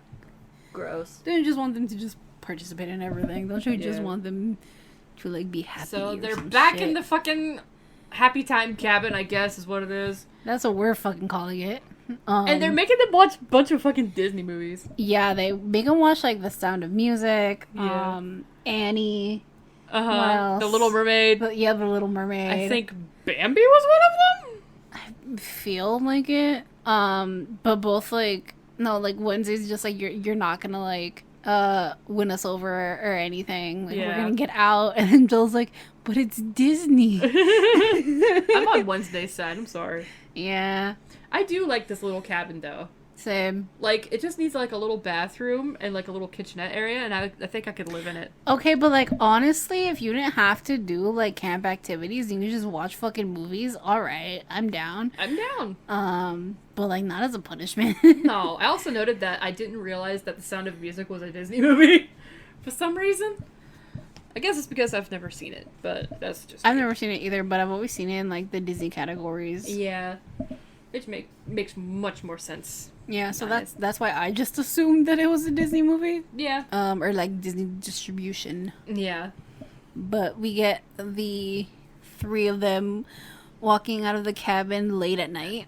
It looks more like dusk, maybe. Yeah. It might be. I don't know. I can't tell. The lighting is very strange. It is. But everyone's just, like, waiting for Wednesday's response because she's the one that, like, walks up to everyone and she pretty much is like, yeah, like, I want to be happy. Like, I want to be cheerful like everyone else. Yeah, she's, like, forcing herself to smile. And it scares everyone shitless. Except for just the like, counselors. It's weird. But, the girl counselor, I keep forgetting her fucking name, but she's just like, she's so pretty. And now we come back to the next day, and the baby's room, like, at the Addams house, the baby's room is all, like, normal, bright quote, and white. And Gomez it's like faints. Because he sees the baby, and the baby's, like, rosy cheeks and blonde hair. No mustache. No mustache. God. But Grandmama is trying to do, like, a ritual to cleanse the baby. But it's not working because it's apparently from, like, separation, from, like, Uncle Fester not being there or something like that. Yeah. So that makes it even more of a thing where, like, the family really needs to get Fester back. Yeah. Although, to their credit, later on, they do try to, like, particularly Morticia tries to... Like, yeah, she tries to... adapt to how her baby is. Mm-hmm. Because that's just what they do. Yeah. That's what they do. That's what parents should do. Exactly. But we do get, like, them having trouble adjusting to it a bit, as, you know, they would, because it's a little jarring. Yeah. But soon they grow to, like, accept it, but they really do want to help him get better. Yeah, because they see it as, like, an illness. Yeah. Which, like, again, metaphor. Yeah. But, again... They do adjust to it, though. Yeah. They're just adapting to it, and they're really, like, accepting of it. Yeah, which I think is really sweet. And then we cut back to the camp where the counselors are introducing Carrie's stupid little Thanksgiving play. And, like, all the parents are there. God, I hate this. Yeah, no. I don't doubt it. But it's so fucking funny because goddamn, my mom, my sister, and me always quote this stupid movie during Thanksgiving just because of this damn play. Guys, I don't think you understand. I have, like, native... I'm part native, okay? Like, this is hurting me. This is hurting my blood. This is always the most stupidest thing ever. Also, like, the children in fruit and, like, vegetable goddamn costumes. Yeah. Fucking Pugsley, eat me. Then we cut to, Morticia reading to the baby, right? No. Oh, no, it's, Debbie fucking practicing fake being crying. a widow. Yeah. Yeah, again. For a fourth time. Mm-hmm. She does have very nice outfits, though. She does. She really does. I like her outfits a lot. Yeah. Her room's a little bit too pink. But anyways, she's setting up a gift for Fester. It's fucking box full of dynamite. It's their, 3-week anniversary? Something like that, yeah. Yeah. They've been away from home for 3 weeks. Amazing. But she gets downstairs and announces that she's gonna leave for a bit. And Fester's wearing a heart apron, which I think is very cute. It's so cute. He's cooking dinner. Yeah, he's making dinner. I think it's really adorable. Oh, she got the grandfather clock. You better fucking run. Whoop. If you watch Stranger Things, you'll understand. Yep. I still think it's weird that after we watched, like, the volume 1, like, the lights in the fucking kitchen went wonky, and I was like, ah! Like, so here's the thing, the light that we have in the kitchen, when you turn it off, one of the light bulbs, and it's always done this ever since we've had it, like, flickers, and then goes out all the way. It flickers the way it does in Stranger Things. Yeah, so here's the thing, I did not know about that. Because I've never seen it do that. So when I did look up and I saw that, I was like, fuck no! Yeah, so that happened. That was poor timing on our end. Oh, God, it was. I was terrified. You were like, fuck! I was like, damn, I know I said I want to die, but not like this. Quick, what song would save you from Vecna? Currently it is... Conan Gray's new album. No, currently it is Deep in the Woods by Haley Kiyoko. That would save me. Merry Christmas. But yeah, okay, back to the movie. We get to... We get to Fester, who's, like, really enthusiastically wanting to open the gift, and Debbie's like, oh, don't open it yet. Yeah, don't open it yet. Also, don't open it yet till I get back. Before we continue with this, I also want to note that I wrote down for the Thanksgiving thing, I said this Thanksgiving thing is about to be offensive. What do you mean about to be offensive? It was gonna be offensive. Yeah, you're right. And then right after that I wrote, I want to die. That's a mood. I wanted to die but so I did tell you later you're gonna like it anyway. Yeah. And you did. Yeah. Okay, but yeah, we get Bars Fester wanting to open his gift, and he's like enthusiastically trying to like guess she'll be what back it is. later, like in a few hours, like the way she said it. Yeah. Even though she's got these 2 big ass bags that are packed. He doesn't mind at all. No, he doesn't. No. He's in way too deep. Yeah, my poor guy. Yeah.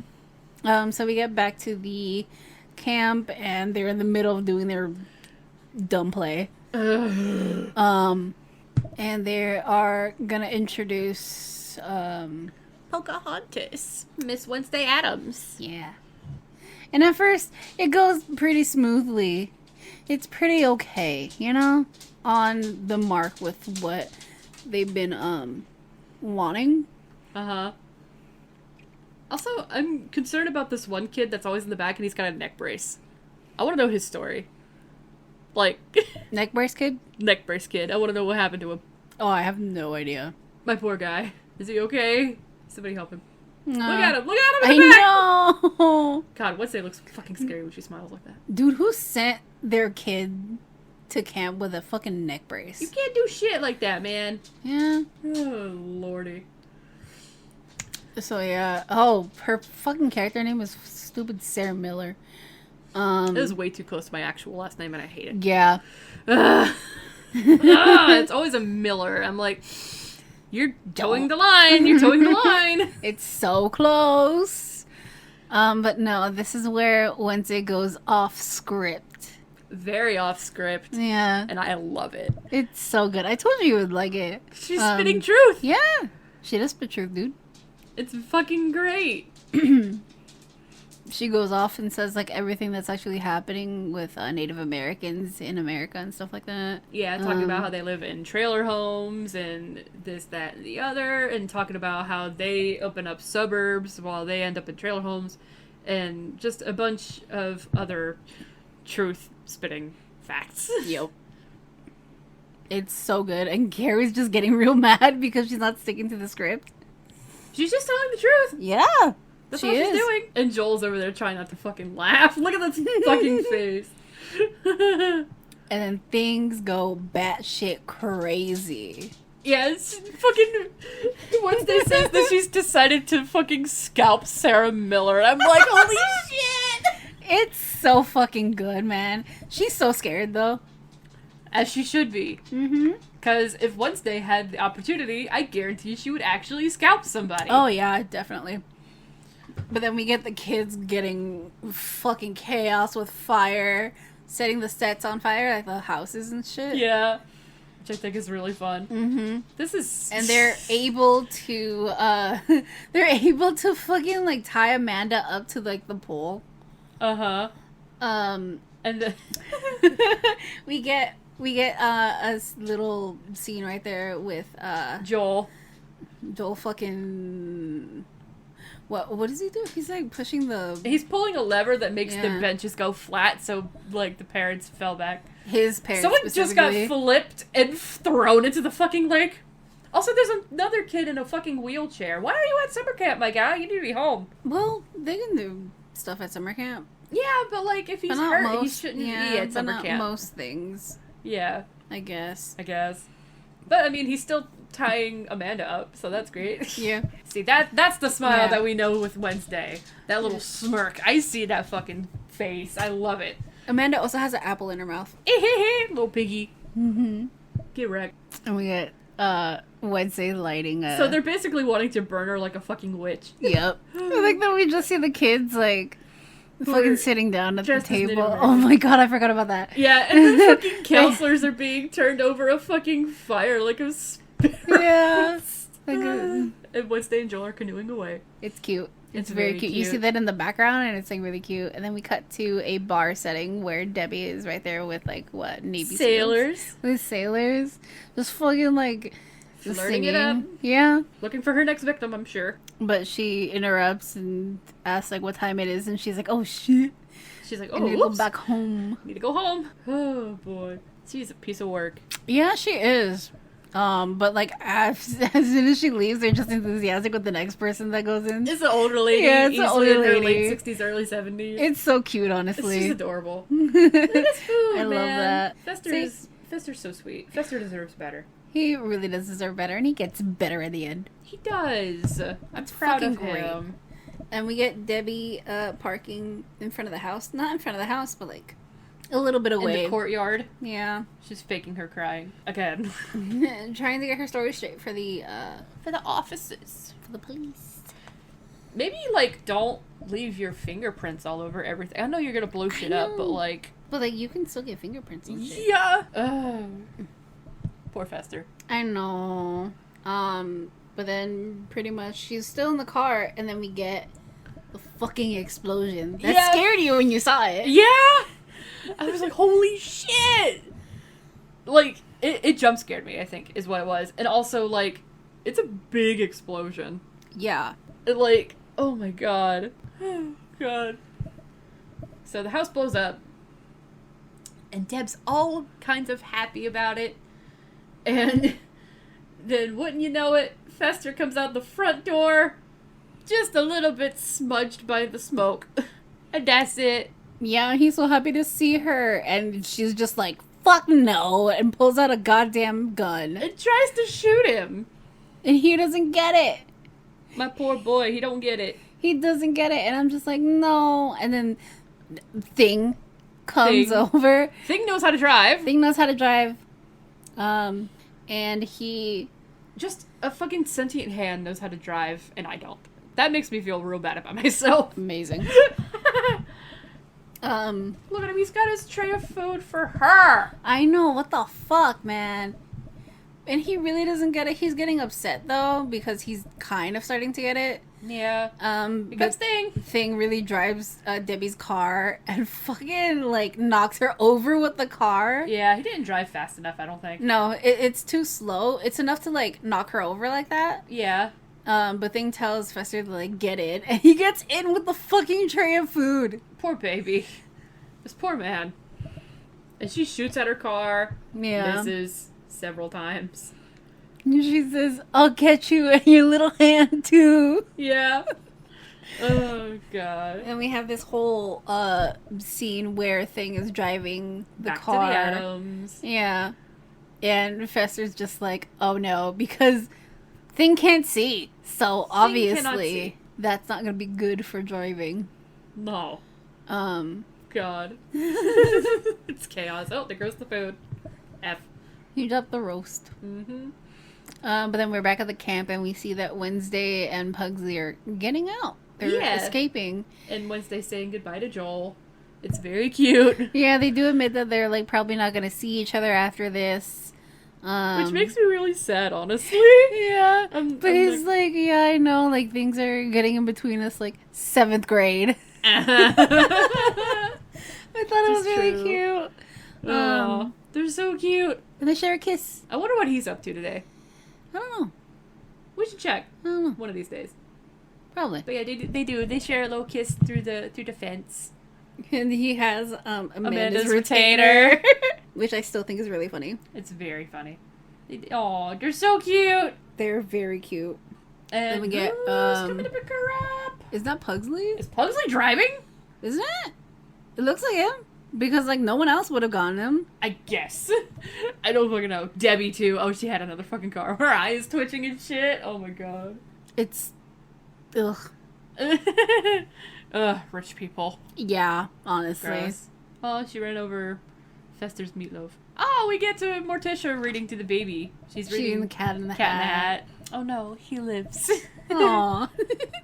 She's adjusting really well. She honestly. is. She's a great mom. She's a very great mom. The baby's looking at the camera crew.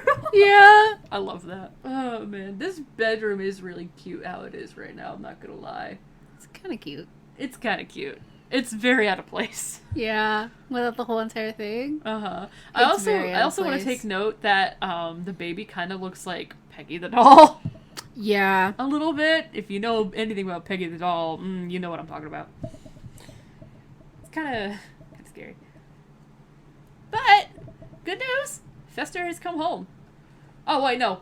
Gomez, not good news. Gomez is Gomez is, like, really out of it. He's not doing great. No. He's definitely not doing great. He's just, like, this...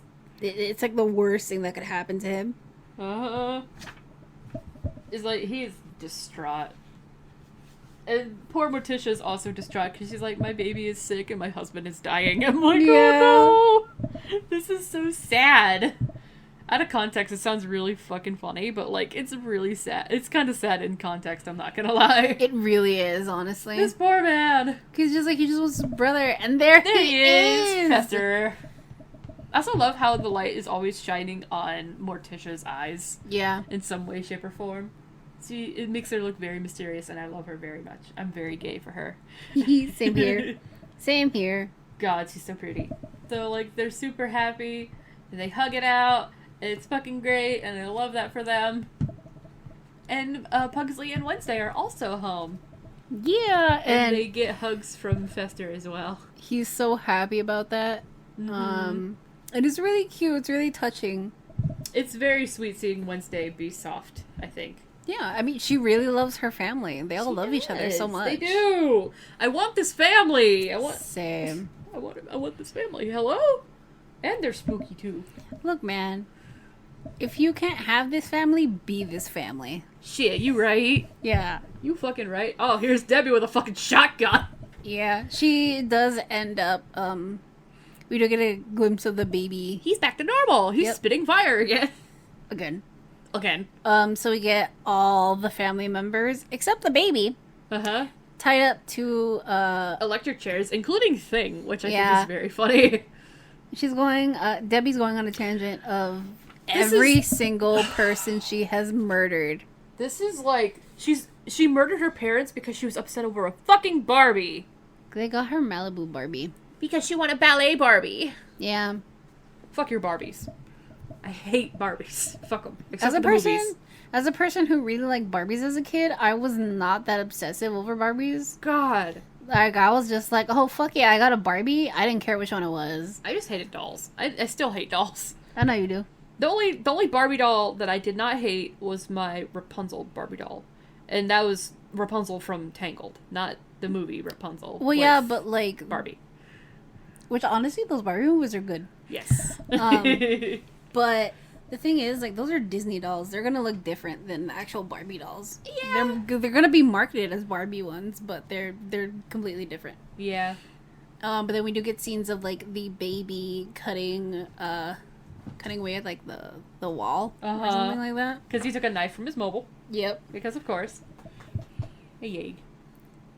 And again, we are getting this tangent of... why she killed these people. Yeah, why she killed each of her husbands and how she did it. Morticia's over there like, as you should, basically. Yeah. Like, Morticia is always just, like, finding... You deserve all the finest things in life. Yeah. That's how she is. You deserve to have nice things. This crazy bitch. Again, upset over a fucking Barbie. Yeah. This all started over a Barbie. Can you believe that? Well, they all start over something stupid, so... Mm-hmm. It's also how they grow up.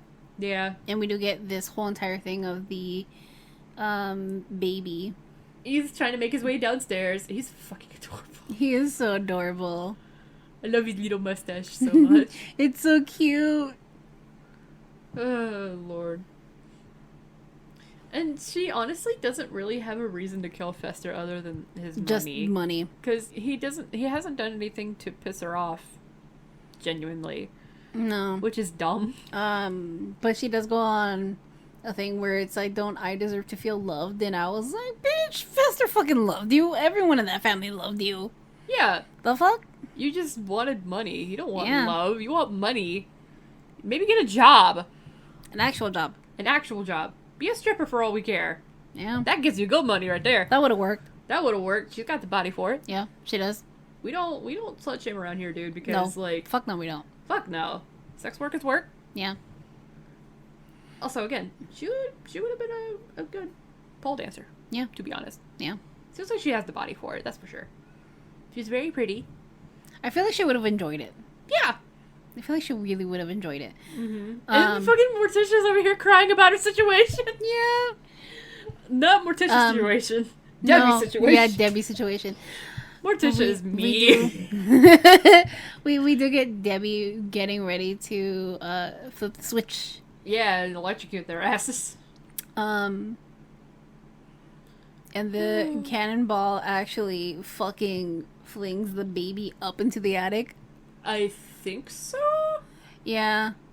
We're not quite there yet. No, we're not quite there yet. But it does happen, and basically... He's so fucking cute. The baby's so fucking cute, man. Okay, yeah, there it goes. Yeah. Up into the attic. Through glass. Yeah, through glass. Okay, up in the air. Up in the air. He fucking, like... So Amanda and her family are up in a plane, and he gets plane height and just like laughs at the through the plane window, and the mom just looks over at the dad all exhausted and just like, closes it. Closes the fucking like so used to this at this point. Yeah. Not used to it, but she's just like fucking tired of it. Yeah. And as the electric current is going around, we get the baby basically redirecting the electricity to Debbie. Debbie, the handle. And she gets promptly cremated. And it's so good, man. I said this when we first watched this, where I was like, oh, she looks like Cynthia the doll from Rugrats. Uh-huh. Oh, God. Debbie really did look like Cynthia. It was funny. She did. It's funny as hell. But yeah, she's just a pile of fucking dust now, and the baby's really laughing. And her Social Security and her gold Visa card. Yeah. And then we go to sometime later. Which I'm gonna assume is literally like a year, because it's like a fucking birthday party for the baby. Yeah, it's a year. The baby's turning 1 year old. Yeah, and it's so cute. I love the wrapping paper for these presents. It's adorable. It's adorable. So they're getting ready for the party, and who comes over again? It's cousin It and his wife and their son. Yeah, and their son, and they bring over their nanny. Her name is Dementia. Yeah, she is also bald, and Fester again enamored. Yeah, it's so cute, and she's also enamored. It's so good. That's why we were like, yes. He does get something good at the end. And it's so cute. I honestly wish there was a third movie to expand more on this. Yes, please. But sadly there was not. No. There was not a third movie. But it's really cute. Cowards. And good to see that, like, you know, he got a happy ending in the end, you know? Yeah. And everyone's gathered around. Having a toast for the baby. Yeah. It's so cute. God, they're looking fly as ever. Also, Morticia also has a fucking rock on her finger, and I'm like, ugh, goals. Yeah. Also, Joel is there. Joel is there. He's looking like a little Gomez. He does look like a little Gomez. Oh, they're so cute. Look at him! Oh my god. With the hair slicked back and like his mustache is more prominent now. It's really fucking funny and cute. I love it. I love stuff like that. Something about childhood friends becoming lovers and stuff like that as they get older is very cute to me. Yeah. Also, I want this cake. With a little guillotine and everything. It's a cool cake, man. It's a solid cake, dude. But yeah, everyone's gonna sing the baby happy birthday. Hell yeah. As they should. Hell yeah. And then we get this scene where it's Joel and Wednesday, right? They're out in the garden. Cemetery. Yeah. Oh yeah, they're out in the cemetery where Debbie is buried because they buried her there, which I think is really sweet on their end. Honestly. Well, yeah, I mean, she was technically family. Yeah. It's the family cemetery. Yep. And what does Wednesday say to Joel about him when he asks her about wanting to get, like, if she Joel is like, wouldn't you want to get married and, like, have kids one day? Or, like, would you, you know? And she's like, no. Say you did, get married or whatever, it's like something about like the husband. What if you had a man who would like? What if you had a man who would do anything for you, who would cherish you and everything? And she's like, I would pity him. Oh god. And then there was I can't remember what else he was asking, but then she's like she would scare him to death. Yeah. If I had a husband, I would scare him to death. Yeah, if I had a husband, I would scare him to death. And he's like, yeah, no, right. you wouldn't. Or no, you wouldn't. Yeah, something like that. And he's putting flowers on Debbie's grave. and he's giving like, I hope you're resting in peace and stuff like that. He's being sweet. And a fucking hand reaches up and he goes to put flowers on the grave. He's screaming. And a hand pops out and grabs his wrist and he fucking screams. And that's the end of the movie. No, we get Wednesday like smiling at it because she thinks it's funny. Likes him. She likes him. And that's the end of the movie. Yeah, fuck yeah. It's so cute. Oh, God. It's very, very fucking cute. I love that for them. So, this is a little weird, because initially we were going to do, like, first movies, second movies with their, like, sequels. But we started with a sequel for this, for this thing. Only because it took place in summer camp for the second movie. Yeah. So honestly, partially, but that's why we did it. Yeah. Because it took place during summer too. But like, it's its own individual movie. Yeah. So honestly, if we do a sequel month, we are gonna do the first one for the Addams family. Okay. Morticia and Gomez straight up fucking a fucking auction house. That's what I fucking remember. Oh my god. Okay. Get it, I guess? What was your initial reaction to this movie? I had fun watching this movie. It was very fun. I also felt sorry for Fester the entire time. I honestly did too. So I have some fun facts about the movie. Ooh, hit me with them. Okay. So we have, again, I think I told you this when we were watching the movie. Mm-hmm. That Morticia gives birth in a coffin-shaped hospital bed. Yes. You did tell me that. I thought it was funny. Yeah, so when it pans back to her giving birth, you can see that the shape of her hospital bed is a coffin. Uh-huh. So the baby... Yes. Pubert. Yes. Was played by twin girls. Really? Yeah. That's why he looks so good in that little Victorian dress. Okay. So yeah, the Pubert was played by two twin girls. That's cute. That's adorable. It was very adorable. Whose babies were they? Does it say? So it says that the baby was actually portrayed by twin girls named Caitlin and Kristen Hooper. And when Pubert speaks, he's voiced by the actress Cheryl Chase. Does Pubert speak? I didn't catch Pubert speaking at all. I think it's just baby talk. Ah, I see what you mean. Yeah, like little babbling. Yeah. And then it also says that the Hooper twins also appeared as Tim Taylor's baby nieces in the TV sitcom Home Improvement. Oh. So that's cool. That's fun. So Carol Kane, the actress who plays Grandmama, was almost only a year younger than Angelica Hudson, the actress who plays Morticia. Really? Mm-hmm. Damn, she don't even look like... They did a good job with that makeup, dude. Yeah.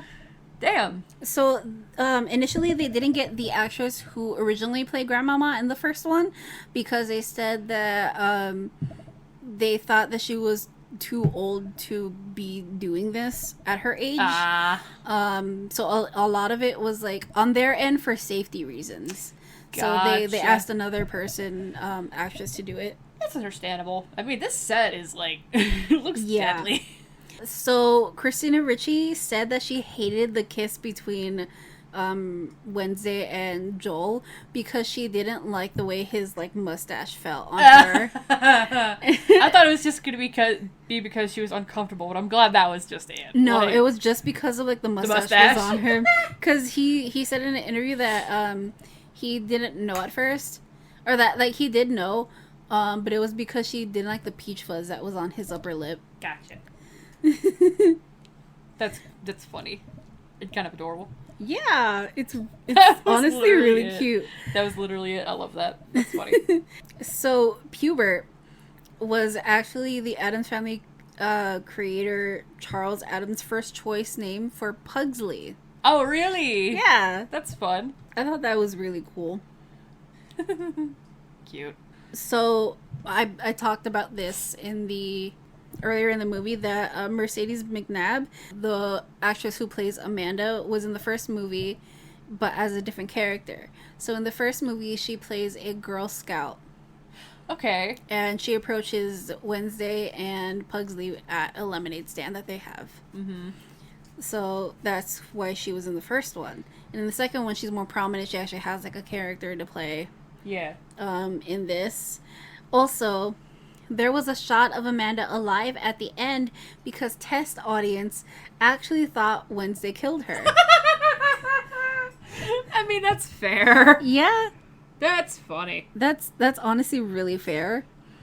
Also, the lake that they were at, when Amanda dives in, that little part of it's heated. Oh, that's nice. Yeah, so the crew made sure that part of the dock was heated, so when she jumped in, the actress wouldn't get hypothermia. Good. God. Whew. Okay, yeah.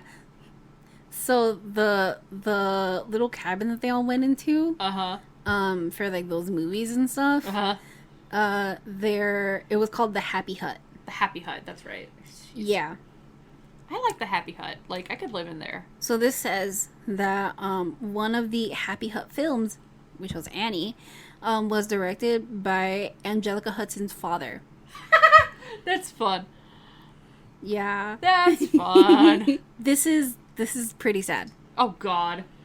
So, the Addams Family Values was the last of Raul Julia's films to be released in his lifetime. So, the actor who played Gomez Addams died a year later after this movie was... I didn't know he was dead! Yeah. No fucking way! So it says the Puerto Rican actor adopted the posh English accent, Italian exclamations for the role, and after fighting stomach cancer for 3 years, the 54-year-old actor died from stroke complications the year after Addams Family Values was released. That's not a very fun fact, Kimberly. It's not a fun fact, but it is a fact. That's so sad. I didn't know he was dead. Oh. Yeah. Rest in peace, dude. You were an awesome Gomez. It's all right. Oh, it's okay. Poor guy. Do you have any more fun facts to finish it off? I don't want to finish off on a sad note. So Thing was played by a magician. That's somehow not surprising. So Thing was played by a magician, which I think is honestly like pretty cool. Also, the Addams mansion wallpaper changes with every scene. Really? Throughout the film. I'm gonna have to watch this again. Yeah, the wallpaper changes throughout the whole entire film. That's fun. What if that was on purpose? I'm guessing it was. So, Gomez and Morticia's Tango is a variation on the original Addams Family song. Oh, really? Mm-hmm. That's cool. I didn't notice that. It's really, really cute. Also, shout out to anybody who has a pet bird and teaches them the Addams Family theme song, which I think is really fun. It's really cute. Again, as you mentioned, Morticia is lit differently from every other character. Yes, she is. She is. So this says right here, Morticia Addams' otherworldly look is achieved not just through glimmering gowns and chalky makeup, but through some old-fashioned lighting techniques. Yeah, it's very 50s. Yeah. In many scenes, while other characters are lit in a more natural glow, a single and very bright beam falls on Morticia's face. The beam is used in both in 1991 and 1993 Addams Family films and is actually a parody of an old and popular cinematic technique. Ah, that's cool. I knew it. I noticed that for a reason. Mm-hmm. And it works because she is so pretty. It really makes her look otherworldly. That's a beautiful way to describe that. Yeah. So, this fact is Gomez is horrified that his son might become a lawyer, but in the TV series, Gomez himself was a lawyer. Ah, I'm guessing the black and white series, huh? Mm-hmm. Thought so. So apparently Camp Chippewa was filmed in 2 real California summer camps. Hey. 2 different ones. Imagine if you actually went to one of them when you were a kid. Oh my god, I doubt it. Depends, look at the names. Well, you know what, you're right. Oh, no. I can't even... F. I was actually really hoping you'd gone to one of them without knowing. No. F. But I mean, I went to camp in, like, Big Bear Mountain. So, Gotcha. no. Aw, lame. I thought that would have been cool, though. An acclaimed... So this is another fun fact. An acclaimed choreographer orchestrated the terrible turkey dance. God, that's funny. I love that. That is funny. I think it's really funny. God, it did. It made my insides just... Ugh. You ever, like... Audience, do you ever, like, cringe so hard that you want to just turn into a fucking turtle or an armadillo? Yes. Or, like, turn inside out? Something like that? It's a mood. God. So the film's director actually makes a cameo as Joel's father. Oh, that's fun. Mm-hmm. Cool. I like that. I'm still really sad about the actor for Gomez, though. I know. I'm so sad. I didn't know he was dead. Oh, God. F. Yeah, so also the film refers to horror movies like The Fly and Carrie. What? Yeah, so the macabre laughs in Addams' Family Values sometimes go deeper into the horror genre, parodying some famously chilling moments from famous films. Oh. Like when Joel pays his respects at Debbie's grave at the very Carrie. final moment. Yeah, okay, I get. I thought of that too. I was like, oh, this is kind of like Carrie. Yeah, I thought of Gary like instantly when I saw that. I didn't even like think that they were doing that on purpose. I thought it was just for funny ha-has. I should have known better. And then likewise, when Wednesday meets Debbie for the first time and the script slips in a horror reference, as Morticia introduces the new nanny and prompts her children, what do we say? And Wednesday says to Debbie, be afraid. Be very afraid. Okay, here's another one. The Addams Victorian style is inspired by cartoonist Charles Addams' hometown. Oh. I think that's really cool. Hell yeah. You get inspirations. Oh, so apparently Addams Family Values didn't perform nearly as well at the box office as its predecessor. Really? Yeah. I've seen bits and pieces of the first one, and I definitely like this one more. Honestly, this is the one that I remember the most. Yeah. I wonder why. With all the fucking... The Native American stuff at the camp is very memorable. Wednesday is amazing. Christina Ricci is amazing. Just in general. Alright, well, that's all the fun facts I have. They were very fun facts. Minus that Gomez one. Minus the Gomez one, but also I had to put that in there because it's just a known fact. Just a little... not very known for me, apparently, because I had no idea. I'm so sad. Oh, poor guy. But yeah. How would you rate this 1 out of 5 coffins? I gave it 4 out of 5 coffins because I had 8 out of 10 coffins because I forgot we were doing out of 5 instead of 10. Honestly, I think this is one of the rare ones that I would give 5 out of 5 coffins. Oh, really? Yeah, because I really love this movie. Honestly, like, I know it's not, like, completely perfect or anything. Oh, no, by all means, no. By all means, it's not perfect at all. But it's still one of my favorite ones, not just because of, like, nostalgia reasons, but because I really like the style of, like, the Addams Family. Yeah, and I've got to say, I do like when we do the ratings at the end, and I know we usually agree on our ratings together, and I think this is the first time we don't agree, but, like, I like that. I like the variations, because it definitely shows, like, what our interests with certain things are, where they lie with each other, and what we do and don't like. Which, don't get me wrong, I really like this movie a lot, but you clearly liked it more than I did. Yeah, it's basically because, like, I grew up with this movie. Yeah. And, like, my mom always references this movie and the first movie a lot. Yeah. And it's the one that's more well-known and engraved in me. Yeah. So, we have that. And, actually, what would you rate it, like, on a scary scale? I'd say it's around the same scary scale as... maybe a little less as... like... Sleepaway Camp. I'd give it like a 0.5 out of 5 on the scary scale. Okay. Because it's not that scary. It's not scary to me at all. I think it's more funny than anything. Okay, like, yeah, that I can agree with. Also because really like we both have tastes in dark humor. Like, this is very dark humor. Oh, yeah. Like, during the movie, there was so many things we were saying. I will say it had more jump scares for me than Sleepaway Camp, and that was the fucking house blowing up, and that was not even intentional. It was not an intentional jump scare. Because, like, I laughed really bad when you jumped, and I was like, you really got scared over the house blowing up? I knew the house was going to blow up, I just didn't know when. Yeah. Oh, boy. Oh, my God. Oh, but yeah, like, this movie is just so much fun to watch. Mm-hmm. Definitely watch it with, like, family members. Yeah, this is a good like intro your friends. to horror. Yeah, it's a very good intro to horror. It's a very good, like, children's horror, too. Yeah. Children's and teens. Well, Little Spooks, that's going to be it for us today. And join us next Saturday as we discuss Cabin in the Woods. Hell yeah. We are also going to have a guest on that. Loki is coming back. Fuck yeah. Loki, we're excited to have you back. Hell yeah. It was awesome. Fun last time, even though we had technical difficulties. God, I wanted to kill myself. It's okay. You weren't close to the mic like you were this time. Ugh. But yeah, get ready for next week, because next week we are going to cover a lot of, starting next week, we're going to cover a lot more movies that take place during summer camp. Yeah.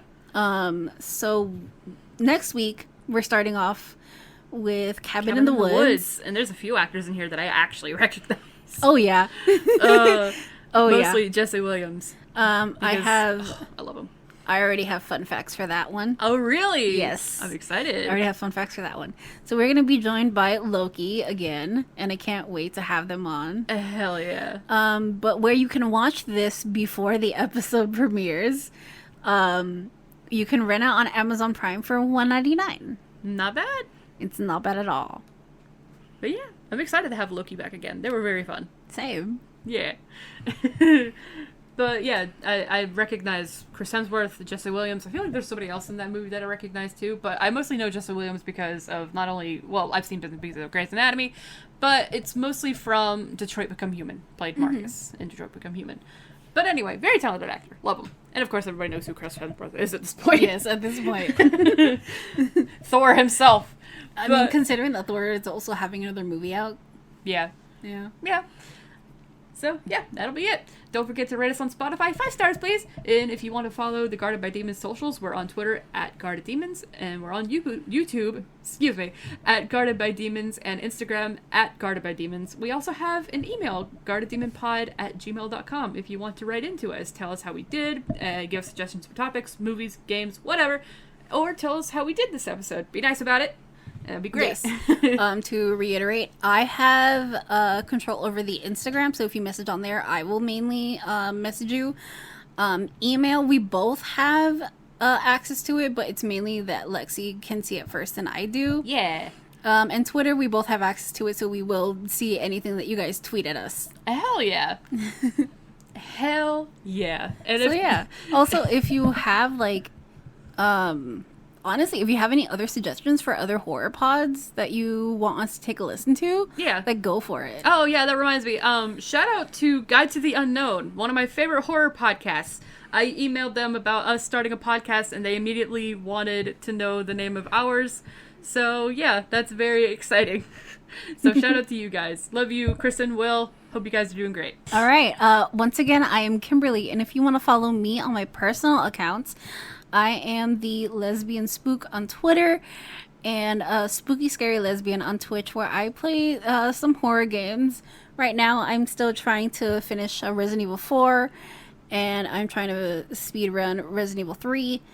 But also during like October, we're planning to record like episodes in advance. But in October, I plan to stream more horror games. We're gonna play Five Nights at Freddy's together. Oh yeah, we have like that dual headphone jack. God. So we can both hear what's happening. I'm gonna die. I hate loud noises. So we are gonna be scared shitless. I'm not really that like scared about the first one. It's like the second one that gets me because there's so many more things. The only reason why the first one scares me is because the fucking jump scares are so loud. Yeah. Ugh. I mean, they're supposed to be. I hate it. I hate it. But yeah, we'll be doing that. We'll also play Until Dawn.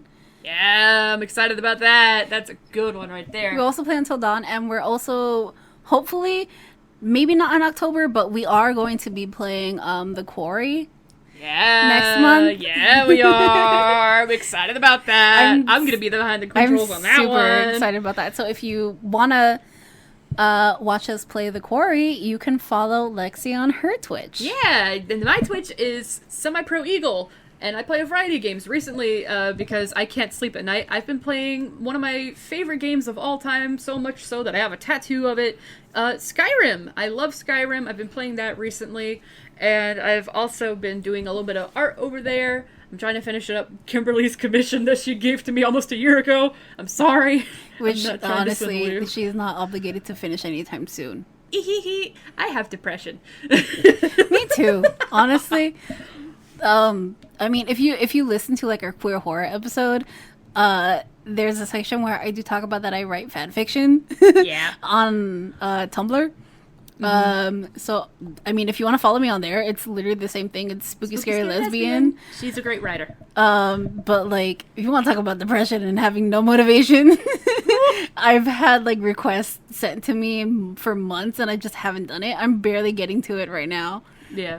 So yeah. Once again, I'm Lexi. If you want to follow me on Twitch, it's at Semi-Pro Eagle.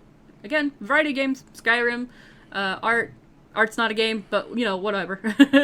And just, yeah, couple other fun stuff that we've got planned in the future. Yeah. Stay spooky, everyone.